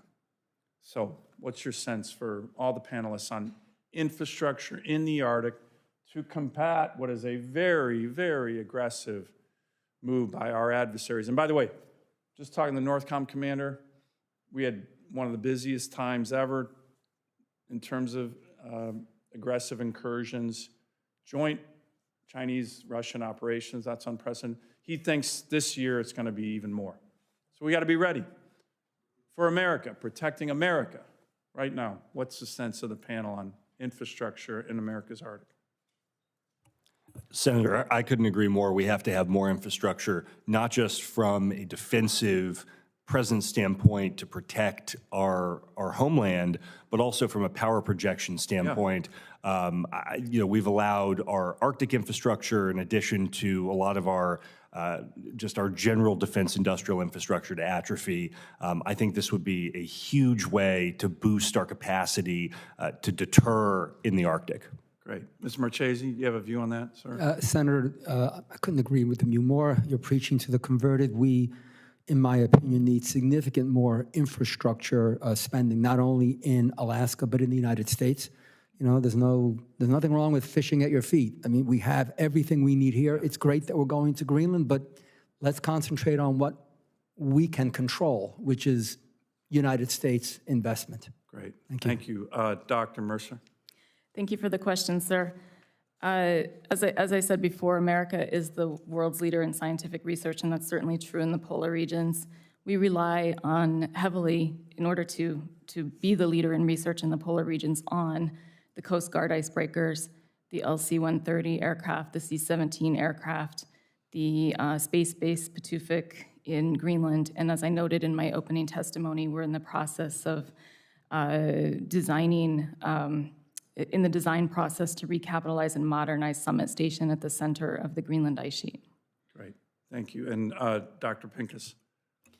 Thank you, Senator. I agree that we are seeing increased adversary presence in the region because they perceive weakness on their part, and so they're pressing us. Yeah, and by the way, it's not on this chart. I have another one that shows their, I think some of the witnesses said this earlier, they're building up their infrastructure, particularly military, but also energy and critical mineral infrastructure in a huge way in the Arctic, and we're still kind of, I agree, kind of exuding weakness. But I would also note that we face multiple challenges in Alaska. In addition to extending and expanding our presence there, we have challenges with coastal erosion and some of the permafrost issues, so there's money that needs to be put into current DoD installations to harden them. We're also seeing the expansion of wildland fires and other novel challenges. So I think efficient spending decisions to get as much bang for our buck is important so we can meet the full range of national security through economic and community concerns related to that really wide range of challenges. So, you know, I would put the Coast Guard at the top of the list because it's got a broad mission set and its assets can be utilized for a lot of different purposes. Obviously, DoD assets can be applied to civil disasters as well. And then new technology that can help us respond effectively and juggle competing demands, whether it's from a massive wildfire, a big coastal storm, like some of the storms we've seen in Western Alaska, or military challenges. We have to do all of those at the same time. So it's a real big problem set, and I appreciate you flagging it. Good. Thank you. Well, listen, we're going to be working on this. Our budget reconciliation plan here on the Senate side is going to have a lot of resources for our military, for the border, by the way, the northern border as well as the southern border, and the Coast Guard. And I think that's going to be welcomed, hopefully in a bipartisan way. But listen, I want to thank the witnesses. This has been a great hearing. The issue of the Arctic is a really important one. Appreciate the chairman putting this on the agenda really early in his tenure. Senators will have until close of business on Wednesday, February 19th, to submit additional questions for the record from our witnesses. We respectfully request the witnesses to try to get those back by Wednesday, March 5th, to respond to questions for the record. Again, thank you. Great panel today. A lot of interest, as you can see, in a bipartisan way on Greenland, on the Arctic. We got a lot more work to do. This committee stands adjourned.